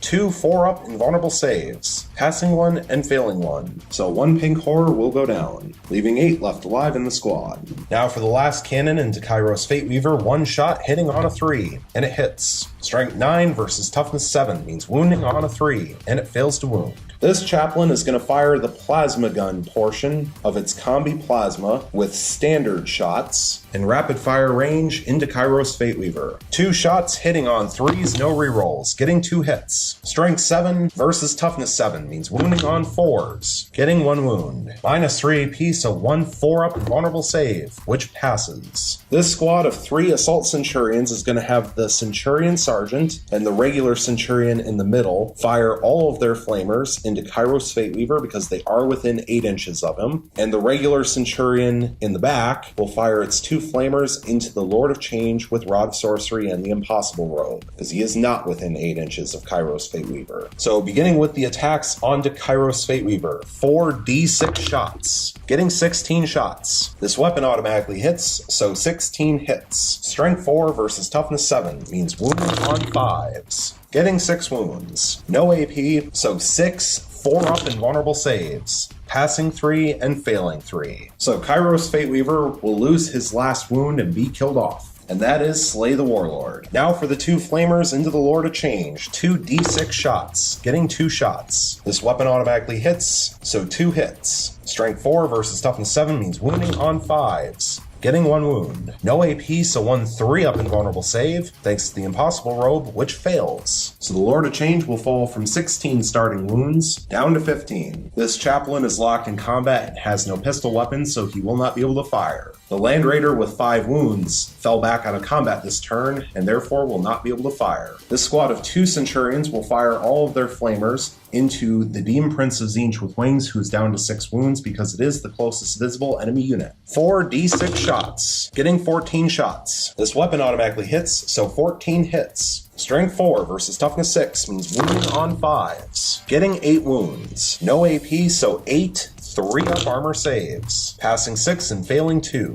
So this Demon Prince of Tzeentch with wings will fall from 6 wounds down to 4. This squad of 5 tactical marines will fire their 4-bolt guns in rapid fire range and their last cannon into this Demon Prince of Tzeentch with wings, beginning with the 8 shots from the 4-bolt guns hitting on 3s, getting 6 hits. Strength 4 versus toughness 6 means wounding on 5s, getting 2 wounds. No AP, so 2 3-up armor saves, passing 1 and failing 1. So the Demon Prince of Tzeentch with wings will fall from 4 wounds down to 3. Now for 1 shot from the last cannon, hitting on a 3, and it hits. Strength 9 versus toughness 6 means wounding on a 3, and it wounds. Minus 3 AP, so 1 4-up invulnerable save, which passes. This squad of 5 tactical marines will have the sergeant throw a crack grenade, the 3 bolt guns will fire in rapid fire range, and the last cannon will fire into the Demon Prince of Tzeentch with wings. Beginning with the crack grenade, 1 shot hitting on a 3, and it hits. Strength 6 versus toughness 6 means wounding on a 4,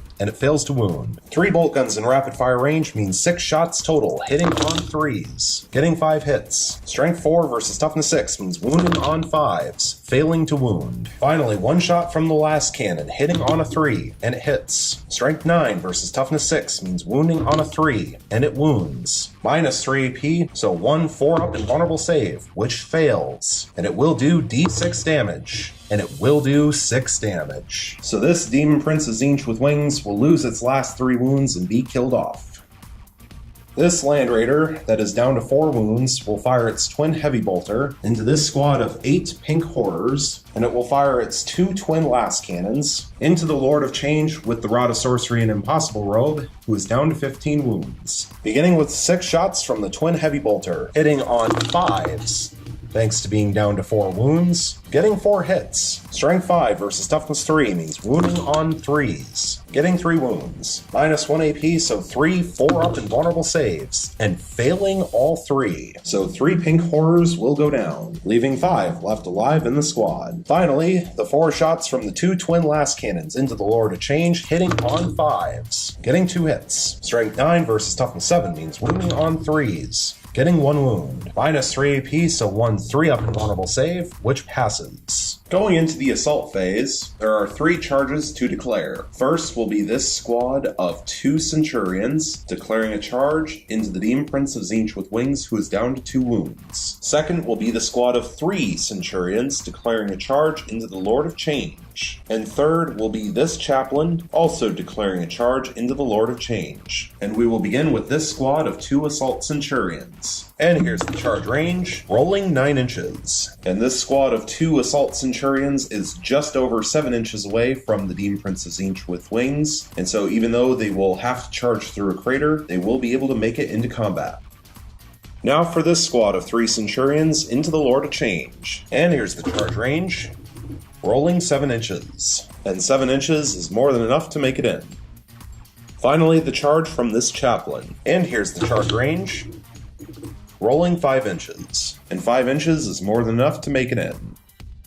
Going into the fight phase, we first need to roll for Locus of Trickery, so rolling 2 dice take away the highest. And for the 3rd time in a row, hit rolls of 1 will not count. And we will begin with this squad of 2 Assault Centurions attacking the Demon Prince, and first they will pile in. And now they will place their attacks. 5 attacks with their siege drills, hitting on 3s, re-rolling thanks to the Chaplain, getting 2 hits and 3 re-rolls. And here's the re-rolls, getting 4 hits total. Strength 10 versus Toughness 6 means wounding on 3s, getting 4 wounds. Minus 4 AP, so 4 up invulnerable saves. And the Demon Prince of Tzeentch will pass all 4, so that Demon Prince still refuses to die. Now this squad of 3 Assault Centurions will place their attacks onto the Lord of Change. 7 attacks total, hitting on 3s, re-rolling, getting 4 hits and 3 re-rolls. And here's the re-rolls, getting 2 additional hits for 6 hits total. Strength 10 versus Toughness 7 means wounding on 3s, getting 5 wounds. Minus 4 AP, so 5 3-up invulnerable saves, passing 1 but failing 4. And they are 3 damage apiece. So the Lord of Change will fall from 15 wounds down to 3 left. And I do apologize, but I just remembered that the Centurions have Centurion assault launchers. We won't worry about going back and redoing that for previous turns, but both squads of Centurions will have that activate this turn. So we will begin with the 1 Centurion Sergeant who made it within an inch on the charge against the Demon Prince. So on a 4-up it activates, and it will not. However, all 3 Centurions made it within an inch on the charge of the Lord of Change. So each will roll a dice, and on a 4-up, it will activate a mortal wound. And 2 mortal wounds will go through. So I do apologize about that. That potentially could have finished off the Soul Grinder in the previous Ultramarines turn, which could have potentially affected some things. So the Lord of Change will fall from 3 wounds down to 1 left. And so now this Chaplain, who is the last charging unit, will place his attacks onto the Lord of Change. 3 attacks with the Crozius Arcanum, hitting on 2s, re-rolling, getting 3 hits. Strength 5 versus Toughness 7 means wounding on 5s, and failing to wound. Now for units that did not charge this turn, beginning with the Ultramarines, since it is their turn, the 2nd Chaplain, who is already locked in combat, will now place its attacks onto the Demon Prince of Tzeentch with wings. 3 attacks base with the Crozius Arcanum, hitting on 2s, re-rolling 1s, getting 2 hits and 1 re-roll. And here's the re-roll, getting a 3rd hit. Strength 5 versus Toughness 6 means wounding on 5s, getting 1 wound. Minus 1 AP, so 1 4-up invulnerable save, which passes. That Demon Prince of Tzeentch with wings will not die. So now moving over to Tzeentch units, this Demon Prince of Tzeentch with wings will place all of its attacks onto the squad of Centurions. 7 attacks with his 2 sets of Malefic Talons, hitting on 2s, re-rolling 1, 6s generate additional attacks, getting all 7 hits and 1 additional attack. And here's the extra attack, hitting on 2s, re-rolling 1s, but no more generating additional attacks, so getting an additional hit for 8 hits total. Strength 7 versus Toughness 5 means wounding on 3s. And that is a horrible roll, getting only 2 wounds. Minus 2 AP, so 2 4-up armor saves, and failing both. And they are 2 damage apiece. However, as mentioned before, the damage does not carry over from model to model, so the first strike will simply finish off the wounded Centurion, leaving 1 model left alive in the squad, and then the Centurion Sergeant will fall from 3 starting wounds down to 1 left, but he will still be alive. And now the Lord of Change will place its attacks onto the squad of 3 Centurions. Since the Lord of Change is down to 1 wound, he only has 3 attacks base with the Staff of Tzeentch, hitting on 2's rerolling 1s. Getting 1 hit and 2 rerolls. And here's the rerolls, now getting 3 hits. Strength 6 versus Toughness 5 means wounding on 3s, getting 3 wounds. Minus 2 AP, so 3 4-up armor saves, passing 1 and failing 2. And these are 3 damage apiece, so 2 regular Centurions will be slain, leaving only the Centurion Sergeant left alive in the squad. Going into the morale phase, the Centurion Sergeant lost 2 models this turn. However, thanks to being an Ultramarine, he himself has a leadership of 9, but he's also within 6 inches of the Chaplain and can use his leadership of 10 thanks to the Chaplain being an Ultramarine. Either way, it is impossible for him to fail. This Centurion Sergeant lost 1 model this turn, but it's the same situation as the other Centurion squad, so it is impossible for him to fail. Finally, this squad of Pink Horrors lost 4 models this turn, and they have a leadership of 7. And here's the morale check roll, and they roll a 1. So thanks to their demonic icon, they automatically pass and they will get D6 slain models back. And here's the roll, and they will get 2 slain models back. So 2 slain Pink Horrors are brought back to life. So there are 7 models left alive in the squad. So taking a look at the tactical objective cards, the Ultramarines failed to complete Secure Objective 4, they failed to complete Master the Warp, but they did successfully complete Witch Hunter for 1 victory point. And at this point, the Ultramarines will throw Master the Warp away. And so at the end of Ultramarines turn 3, the score currently sits at 6 victory points for the Ultramarines thanks to Slay the Warlord, and 3 victory points for Tzeentch. Going into Tzeentch turn 3, a reminder that Tzeentch has 0 command points available, and the Ultramarines also have 0 command points available. At the beginning of the turn, Tzeentch drew 3 new tactical objective cards, and they drew Touched by the Warp. Score 1 victory point if you manifested or denied a psychic power during this turn. If you manifested or denied a psychic power with the Tzeentch demon unit during this turn, score D3 victory points instead. Defend objective 1, score 2 victory points if you control objective marker 1 at the end of 2 consecutive turns. And Psychological Warfare. Score 1 victory point if your opponent failed a morale test during this turn. If your opponent failed 3 or more morale tests, score D3 victory points instead. And objective marker 1 is this one right here, currently being controlled by a squad of Tactical Marines. Going into the movement phase, this squad of 10 Pink Horrors sitting on objective marker 3 will remain still. This squad of 10 Pink Horrors sitting on objective marker 5 will also remain still. This squad of 7 Pink Horrors will move up to 6 inches.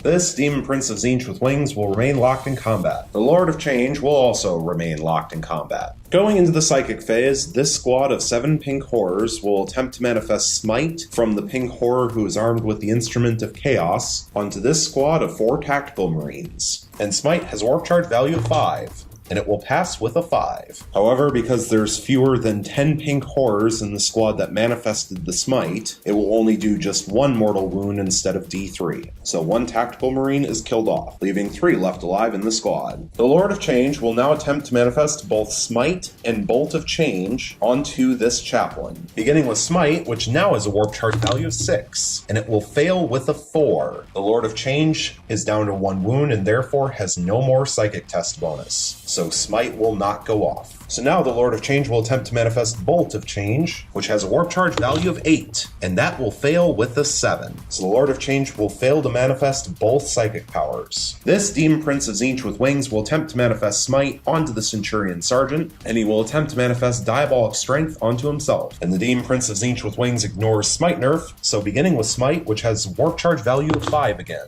And that will pass with a 6. And not that it matters, but it does D3 mortal wounds, and it will do 3 mortal wounds. So the Assault Centurion Sergeant will lose its last wound and be killed off, and that squad is wiped out. And now for Diabolic Strength onto himself, which has a warp charge value of 6, and that will fail with a 4. So Diabolic Strength will not go off. Going into the shooting phase, the only unit that is able to fire will be this squad of 7 Pink Horrors, who will shoot their Coruscating Flames into this squad of 3 Tactical Marines. 14 shots hitting on 4s, getting 6 hits. Strength 3 versus Toughness 4 means wounding on 5s, and that's pretty good, getting 3 wounds. No AP, but they are in a crater, so 3 2-up armor saves, passing all 3. Going into the assault phase, there's 1 charge to declare from the squad of 7 pink horrors into the squad of 3 tactical marines. So we will start with the Overwatch, 2 bolt guns in rapid fire range, 4 shots total, hitting on 6s. Getting 1 hit. Strength 4 versus toughness 3 means wounding on a 3,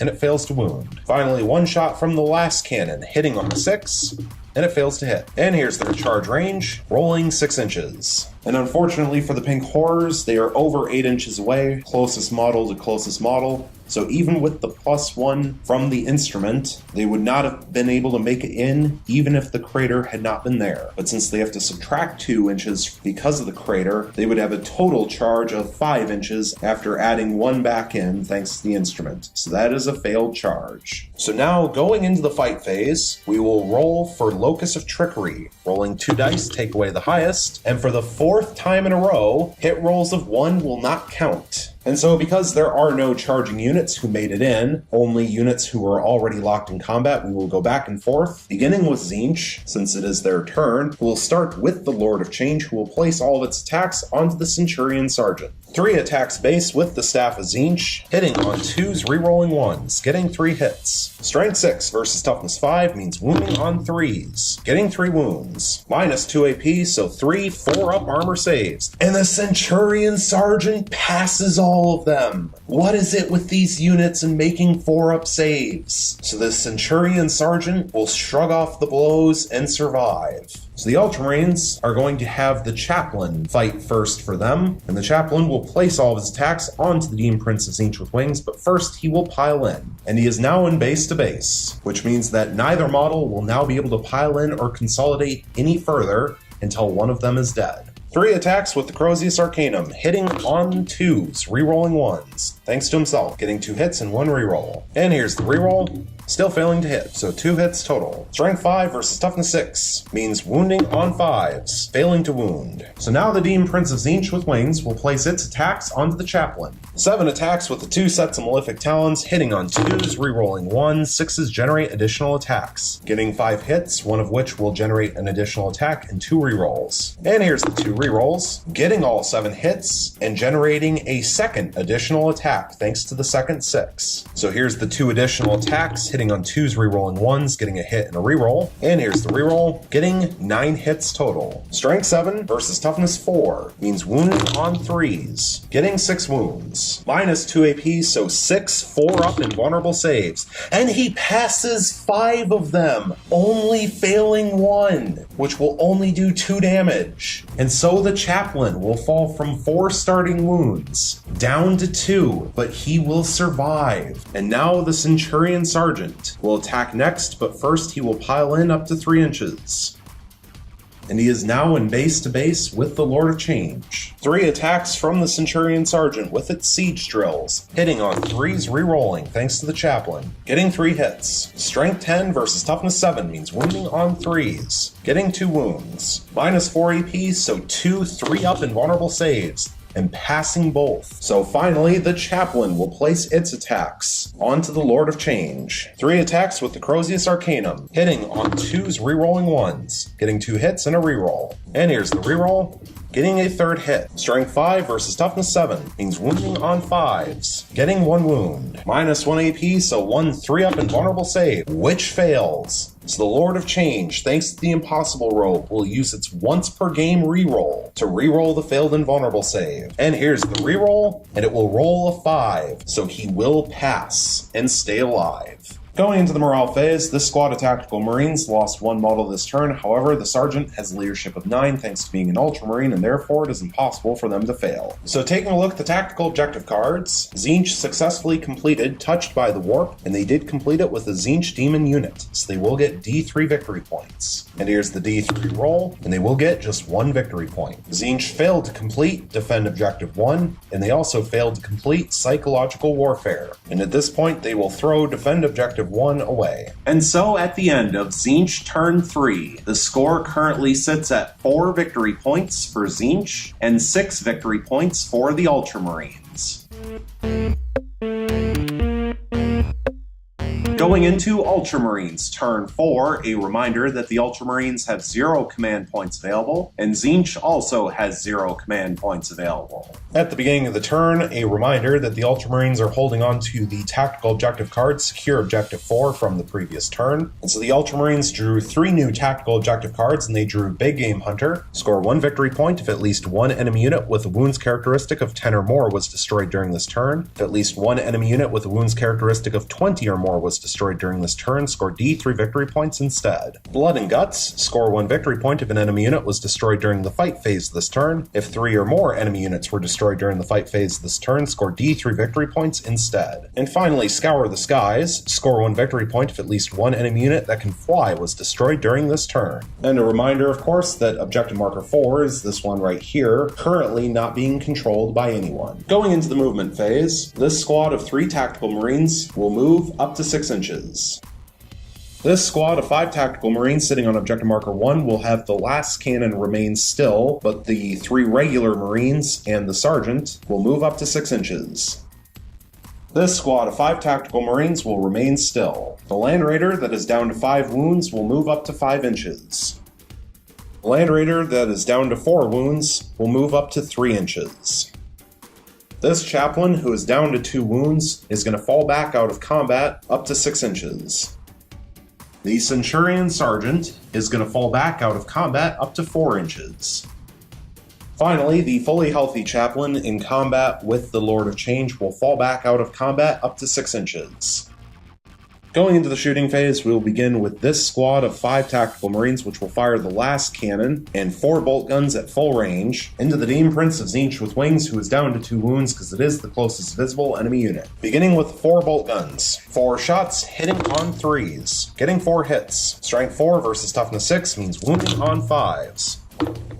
Getting 3 wounds. No AP, so 3 3-up armor saves. Passing 2 and failing 1. So this Demon Prince of Tzeentch with wings will fall from 2 wounds down to 1 left. Now for the 1 shot from the last cannon hitting on a 3, and it fails to hit. The Centurion Sergeant is going to fire both of his flamers at the Demon Prince of Tzeentch with wings. 2 D6 shots. Getting 6 shots. Strength 4 versus toughness 6 means wounding on 5s. Getting 2 wounds. No AP, so 2 3-up armor saves. Passing 1 and failing 1. So this Demon Prince of Tzeentch with wings will lose its last wound and be killed off. This squad of 5 tactical marines will fire their 4 bolt guns at full range and 1 last cannon into the Lord of Change with Rod of Sorcery and the Impossible Robe, who is down to 1 wound. And we'll start with the 4 bolt guns. 4 shots hitting on 3s, getting 2 hits. Strength 4 versus toughness 7 means wounding on 5s, getting 1 wound. No AP, so 1 3-up invulnerable save, which he fails, of course. So the Lord of Change will lose its last wound and be killed off. But that does mean that the last cannon from that squad will go to waste. The only target for this chaplain to shoot at that is both visible and within 24-inch range is this squad of 10 pink horrors sitting on Objective Marker 5. So the chaplain will just fire his plasma gun at full range using a standard shot. So just 1 shot from the plasma gun portion of the combi plasma, hitting on a 4 since he fell back, but he is an Ultramarine, so he can fire after falling back as long as he subtracts 1 from hit rolls. And rolling a 5, so it hits. Strength 7 versus toughness 3 means wounding on a 2, and it wounds. Minus 3 AP, so 1 4-up invulnerable save, which passes anyways. The Wounded Chaplain will fire a single plasma gun shot using a standard shot from its combi plasma into this squad of 7 pink horrors. 1 shot hitting on a 4. And it fails to hit. This Land Raider, the one that's down to 5 wounds, will fire its twin heavy bolter and its 2 twin last cannons into this squad of 7 pink horrors. Since the Land Raider is down to 5 wounds, it has a 4-up ballistic skill instead of a 3-up. So beginning with the twin heavy bolter, 6 shots hitting on 4s, getting 2 hits. Strength 5 versus toughness 3 means wounding on 3s, getting 1 wound. Minus 1 AP, so 1 4-up invulnerable save, which passes. Now for the 2 twin last cannons, 4 shots total, hitting on 4s, getting 2 hits. Strength 9 versus toughness 3 means wounding on 2s, getting 2 wounds. Minus 3 AP, so 2 4-up invulnerable saves, passing one and failing one. And one pink horror will go down, leaving 6 left alive in the squad. Now the Land Raider that is down to 4 wounds will fire its twin heavy bolter and its 2 twin last cannons into the squad of 6 pink horrors. This Land Raider has a 5-up ballistic skill. So beginning with the twin heavy bolter, 6 shots total, hitting on 5s. All fail to hit. Now for the 2 twin last cannons, 4 shots total, hitting on 5s. All fail to hit again. Finally, this squad of 3 tactical marines will have the last cannon marine fire a crack grenade, and the 2 bolt guns will fire in rapid fire range into the squad of 6 pink horrors. Starting with the crack grenade, 1 shot hitting on a 3, and it hits. Strength 6 versus toughness 3 means wounding on a 2, and it wounds. Minus 1 AP, so 1 4-up invulnerable save, which passes. 4 shots from the 2 bolt guns in rapid fire range, hitting on 3s. Getting 3 hits. Strength 4 versus toughness 3 means wounding on 3s. Getting 1 wound. No AP, so 1 4-up invulnerable save, which passes. Going into the assault phase, there are no charges to declare. These tactical marines would have charged in if more pink horrors had been killed off in the shooting phase, but since there's still 6 of them left, there's no point in charging in, because the tactical marines would not be able to kill off this squad of pink horrors in the fight phase to achieve that tactical objective card. So going into the fight phase, there are no fights to resolve, and going into the morale phase, this squad of pink horrors lost 1 model this turn. They have a leadership of 7, so it's impossible for them to fail, but if they roll a 1 on the morale check, thanks to the demonic icon, they will get D6 slain models back. And here's the morale check roll, and they roll a 1 again. So D6 slain models back, and they get 6 slain models back. Now in total, they've only lost 4, but they will get all 4 models back. So this squad will go back up from 6 models to 10. So taking a look at the tactical objective cards, the Ultramarines failed to complete Secure Objective 4. They did, however, successfully complete Big Game Hunter, thanks to killing the Lord of Change, so they will achieve 1 victory point for that. They failed to complete Blood and Guts, but they did successfully complete Scour the Skies for 1 victory point as well. And at this point, they will throw Secure Objective 4 away. And so at the end of Ultramarines turn 4, the score currently sits at 8 victory points for the Ultramarines and 4 victory points for Tzeentch. Going into Tzeentch turn 4, a reminder that Tzeentch has 0 command points available, and the Ultramarines also have 0 command points available. At the beginning of the turn, a reminder that Tzeentch held on to the tactical objective card Psychological Warfare from the previous turn. So Tzeentch drew 3 new tactical objective cards, and they drew Priority Orders Received. When this tactical objective is generated, immediately generate a bonus tactical objective. This does not count toward the number of active tactical objectives you currently have in play. Your Warlord is the only unit that can be used to achieve the bonus tactical objective. They must be the only unit used to control an objective marker, the unit that destroys the last model in an enemy unit, and so on. If you achieve this, you score both the number of victory points stated on the bonus tactical objective and an additional 3 victory points. If this tactical objective is discarded, so too is the bonus tactical objective. And the bonus tactical objective is Master the Warp. Score 1 victory point if you manifested or denied a psychic power during this turn. If you manifested or denied 3 or more psychic powers, score D3 victory points instead. No prisoners. Score 1 victory point if an enemy unit was destroyed during your turn. If between 3 and 5 enemy units were destroyed during your turn, score D3 victory points instead. And if 6 or more enemy units were destroyed during your turn, score D3 plus 3 victory points instead. Finally, Kingslayer. Score D3 victory points if your opponent's Warlord has been destroyed during this or any previous turn. So going into the movement phase, this squad of 10 pink horrors will remain still. This squad of 10 pink horrors will also remain still. This squad of 10 pink horrors will move up to 6 inches.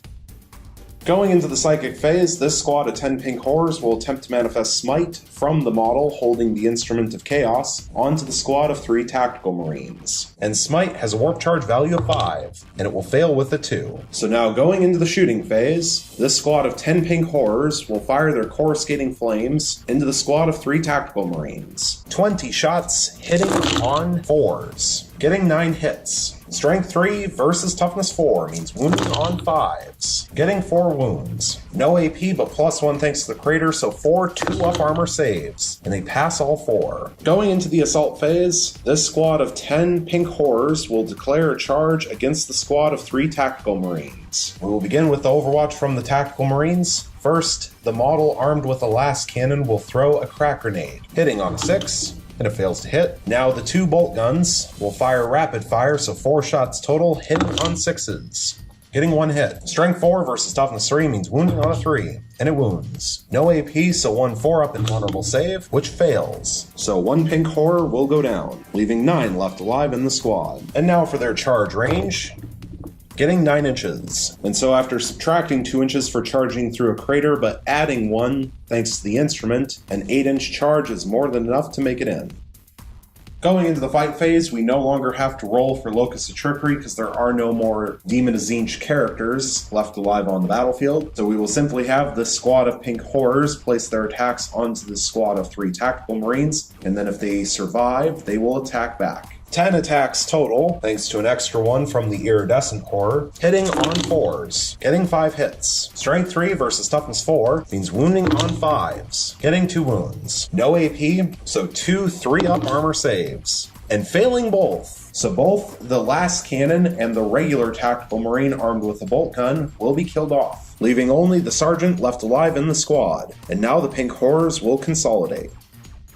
And now the sergeant will attack back. 2 attacks from the Tactical Marine Sergeant, hitting on 3s, getting 1 hit. Strength 4 versus Toughness 3 means wounding on a 3, and it wounds. No AP, so 1 4-up invulnerable save, which passes. Going into the morale phase, the Tactical Marine Squad lost 2 models this turn, however the Sergeant has leadership of 9 thanks to being an Ultramarine, and therefore it is impossible for them to fail. Finally, the squad of Pink Horrors lost 1 model this turn, however they have leadership of 7, so it's impossible for them to fail, but they could roll a 1, and thanks to the demonic icon, get D6 slain models back. So here's their morale check roll, and they roll a 5, so they pass and nothing happens. Taking a look at the tactical objective cards, Tzeentch failed to complete Psychological Warfare. They failed to complete Priority Orders Received, bonus tactical objective Master of the Warp. They failed to complete No Prisoners, but they did successfully complete Kingslayer thanks to killing Guilliman in a previous turn, so they will get D3 victory points for that. And here's the D3 roll, and they will get 3 victory points. And at this point, Tzeentch will throw Priority Orders Received, bonus tactical objective Master of the Warp away.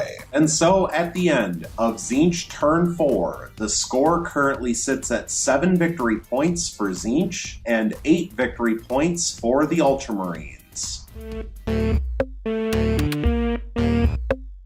Going into Ultramarines turn 5, a reminder that the Ultramarines have 0 command points available, and Tzeentch also has 0 command points available. At the beginning of the turn, a reminder that the Ultramarines held on to the tactical objective card Blood and Guts from the previous turn, and so they drew 4 new tactical objective cards to bring them up to a total of 5, and they drew Domination, score D3 plus 3 victory points if you control every objective marker on the battlefield at the end of your turn. Secure Objective 6, score 1 victory point if you control objective marker 6 at the end of your turn. Emperor's Retribution, score D3 victory points if you control an objective marker that was controlled by your opponent at the start of your turn. If you control 3 or more objective markers that were controlled by your opponent at the start of your turn, score D3 plus 3 victory points instead. And for the Emperor, score 1 victory point if 1 or more of your infantry or biker units made a successful charge during this turn. And objective marker 6 is this one right here, currently being controlled by a squad of tactical marines. So going into the movement phase, this squad of 5 tactical marines will remain still. This squad of 5 tactical marines sitting on objective marker 1 will also remain still. This tactical marine sergeant is completely surrounded and will be unable to fall back. This Centurion Sergeant will move up to 4 inches and will also declare an advance. And here's the advance roll, rolling 6 additional inches. So the Centurion Sergeant will move up to 10 inches total.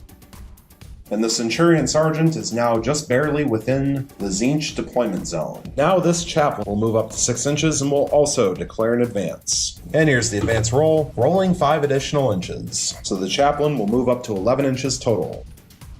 And the chaplain is not within the Tzeentch deployment zone. This chaplain, who is down to 2 wounds, will move up to 6 inches. The Land Raider that is down to 4 wounds will move up to 3 inches. The Land Raider that is down to 5 wounds will move up to 5 inches. Going into the shooting phase, the Tactical Marine Sergeant will fire his bolt pistol into the squad of 9 Pink Horrors. 1 shot hitting on a 3, and it hits. Strength 4 versus Toughness 3 means wounding on a 3, and it wounds. No AP, so 1 4-up invulnerable save, which passes. This Centurion Sergeant, who did advance, will fire his 2 Flamers into this squad of 10 Pink Horrors because this one right here is visible and within 8 inches. 2 D6 shots, getting 10 shots. This weapon automatically hits, so 10 hits. Strength 4 versus toughness 3 means wounding on 3s. Getting a very nice 9 wounds. No AP, so 9 4-up and vulnerable saves. Passing 6 and failing 3. So 3 pink horrors will go down, leaving 7 left alive in the squad. This chaplain advanced and therefore cannot shoot. This chaplain has no viable targets within 24 inches. This tactical marine squad has no viable targets within 48 inches that are visible, and therefore will not be able to fire. This squad of tactical marines will fire their last cannon into this squad of 10 pink horrors. One shot hitting on a 3, and it hits. Strength 9 versus toughness 3 means wounding on a 2, and it wounds. Minus 3 AP, so 1 4-up and vulnerable save, which fails. So 1 pink horror will go down, leaving 9 left alive in the squad. The Land Raider that is down to 4 wounds will not be able to fire its twin heavy bolter because there are no viable targets within 36 inches that are visible. However, it will be able to fire its 2 twin last cannons into this squad of 9 pink horrors. 4 shots total, hitting on 5s, and that's pretty awful. Getting 1 hit. Strength 9 versus toughness 3 means wounding on a 2,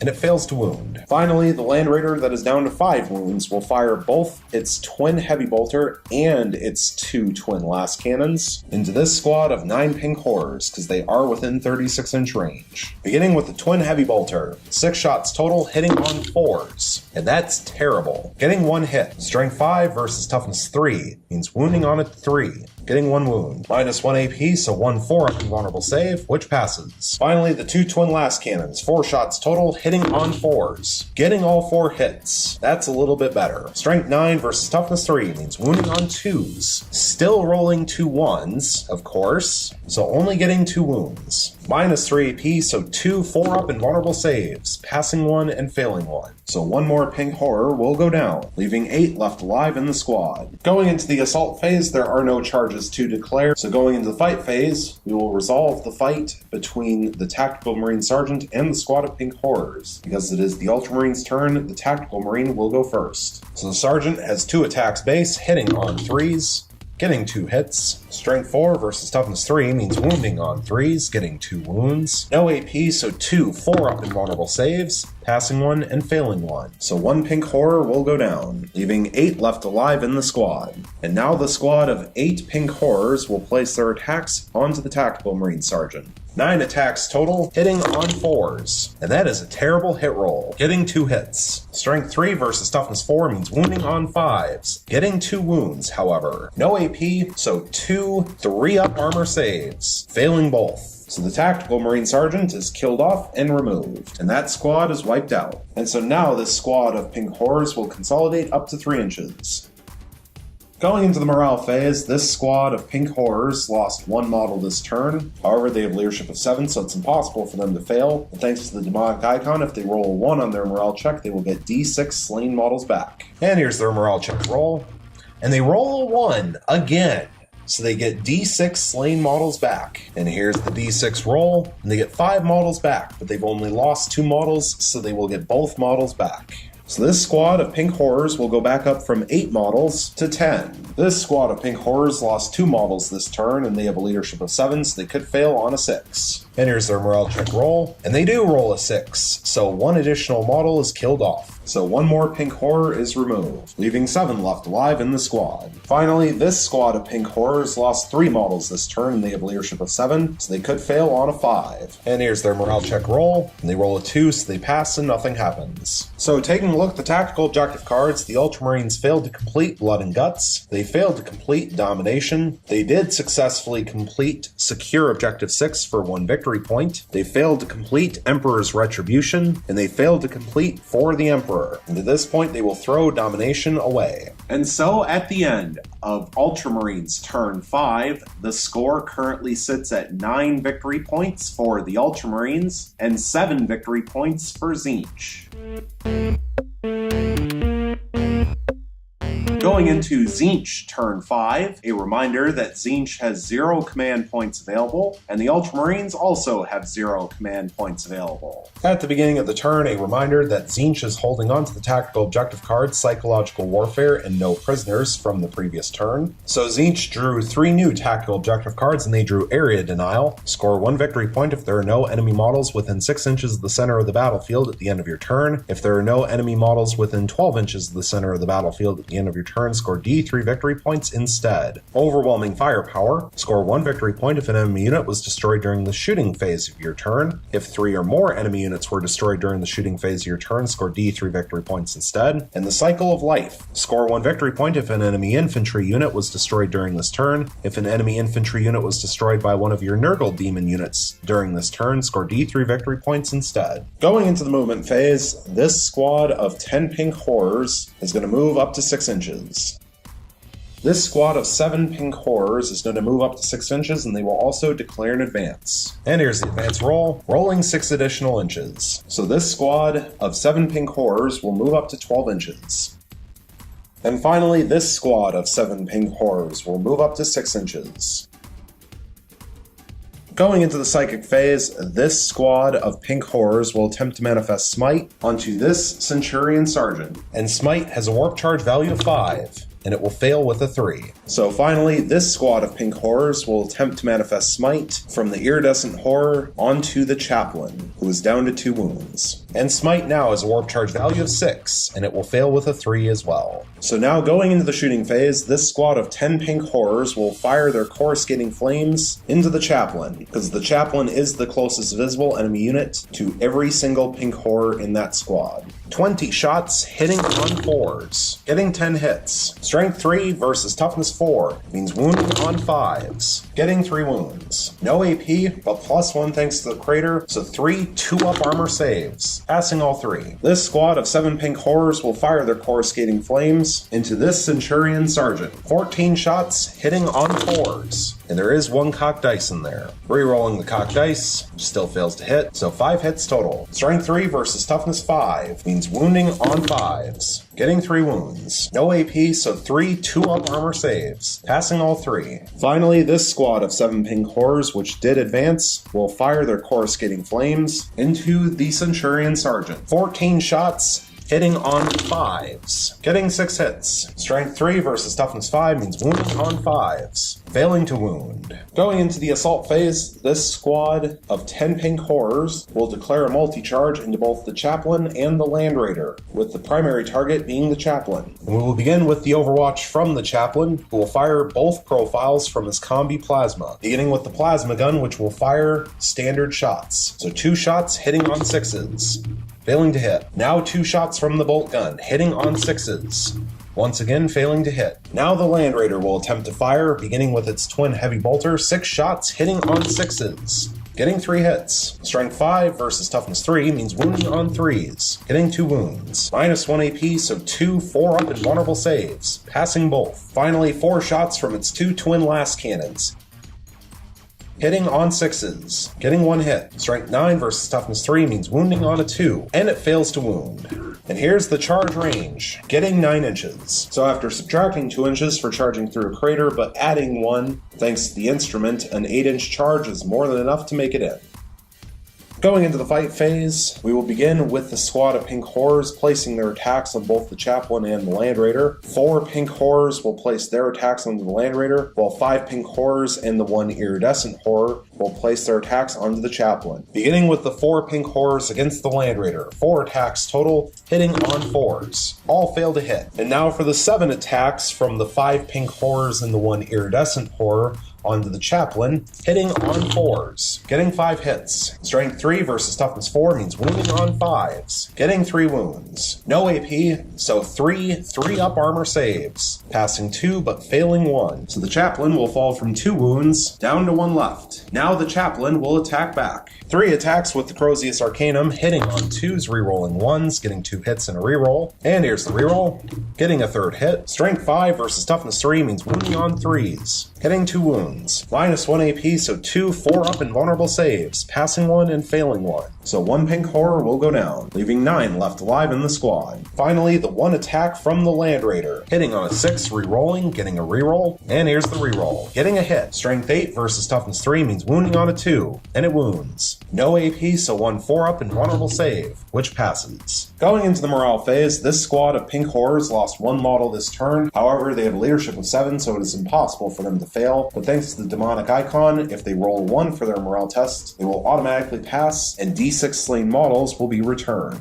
And so here's their morale test roll, and they roll a 3, so they pass and nothing happens. Taking a look at the tactical objective cards, Tzeentch failed to complete psychological warfare. They failed once again to complete no prisoners. They did successfully complete area denial for 1 victory point, because there are no Ultramarines units within 6 inches of the center of the board. They failed to complete overwhelming firepower, and they failed to complete cycle of life. And so at this point, they will throw psychological warfare away. And so at the end of Tzeentch turn 5, the score currently sits at 8 victory points for Tzeentch and 9 victory points for the Ultramarines. And so now at the end of the 5th battle round, we need to roll a dice to see if the game continues. On a 3-up, the game will continue. On a 1 or a 2, the game will end. Rolling a 2, so the game is officially over. This will mean that both sides will achieve line breaker, adding a victory point to each side. This will mean that Tzeentch will go from 8 victory points up to 9, and the Ultramarines will go from 9 victory points up to 10. And so this will mean that the Ultramarines will achieve a major victory thanks to the game ending and having more victory points than their opponent, with a final score of 10 victory points for the Ultramarines and 9 victory points for Tzeentch. And so now that the game is over, I can give 1 or 2 of my final thoughts on this particular game. There's not too much to talk about with how the game ended, considering it ended on a dice roll. So since the dice decided the outcome of the game, I don't have to give a reason for concession. I have to say overall, this was a very good game. Was a fairly slow start, and then over the course of a turn, it turned pretty bleak for Tzeentch in the middle, but then with just 3 squads of pink horrors, Tzeentch was able to scratch and claw their way back into this game and get themselves within a point of the Ultramarines. Had the game continued, I'm not sure if the outcome would have changed or not. I think it would depend partially on whether or not one of the armies could knock the other off of line breaker, but both sides have at least 1 achievable tactical objective card, so both sides would be able to potentially get more victory points. I will say the only reason that the Ultramarines ended up with the win at the end was because the pink horrors were unable to kill off this chaplain or that centurion sergeant. Because had they been able to kill off either the centurion sergeant or the chaplain in the shooting phase, that would have completed 2 different tactical objective cards, which would have given Tzeentch 2 victory points and would have given them the lead.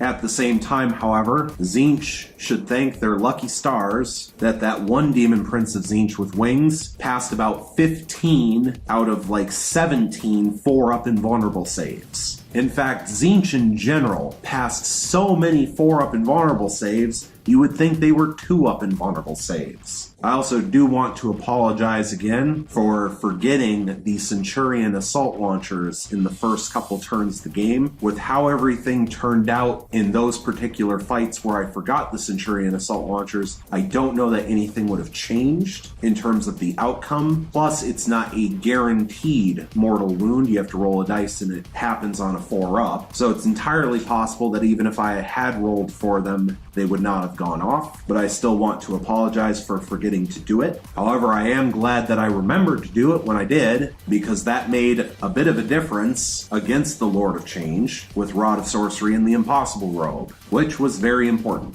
The other thing that Tzeentch needs to thank their lucky stars for is the fact that the demonic icon from this squad of pink horrors decided to roll a 1 for the morale test at least 3 times and allowed them to bring themselves back up to full strength multiple times, which is absolutely crazy, and part of the reason why Tzeentch was not completely blown out of the water, considering they only had 3 squads of pink horrors left on the field and that was it. The fact that this 1 pink horror squad managed to keep getting itself back up to full health meant that it had more shots to fire, more attacks in the fight phase, and also would just not die. And because of that, they were able to secure Line Breaker for Tzeentch. Also, had they not gotten themselves back up to full strength as many times as they did, I'm not sure they would have killed that one Tactical Marine squad. Because as we've seen, 2-up armor saves apparently seem to be the bane for Tzeentch. And so they weren't able to do anything in terms of shooting when it came to either the Centurion Sergeant or the Tactical Marine squad in the crater, or the Chaplain in the crater for that matter. And without those extra attacks, I'm not sure that the Tactical Marines would have died as quickly as they did. Also, the fact that Tzeentch failed to kill that Tactical Marine squad in their own turn, which meant that that Tactical Marine Sergeant died in the Ultramarines' turn, cost Tzeentch a victory point, which would have tied up the game. And in fact, had the game ended in a tie, Tzeentch would have achieved a minor victory because they have a lower power rating than the Ultramarines. 100 power to 105 power. So the Ultramarines should thank their lucky stars that that Tactical Marine Sergeant waited to die until his own turn. I have to say, after everything is said and done, I think these two armies are pretty well matched, all things considered. Obviously, we will see how the next two games go to determine whether or not that's true, but Tzeentch was able to do exactly what they needed to do to finish off Guilliman by using psychic powers to kill him off for the first time, and ignore the 2-up armor and 3-up invulnerable save. However, once again, Tzeentch should be thankful that Guilliman came back with only 1 wound and not 6, because that would have made a very big difference. Although the Ultramarines should be thankful that Guilliman came back at all, so I guess it evens out a bit. And of course, if that Demon Prince of Tzeentch with wings had not passed all 6 4-up invulnerable saves when Guilliman struck it in close combat, Guilliman would not have died that fight phase. So I would say there was some amazing rolling on both sides, and there was some pretty poor rolling on both sides, depending on the situation.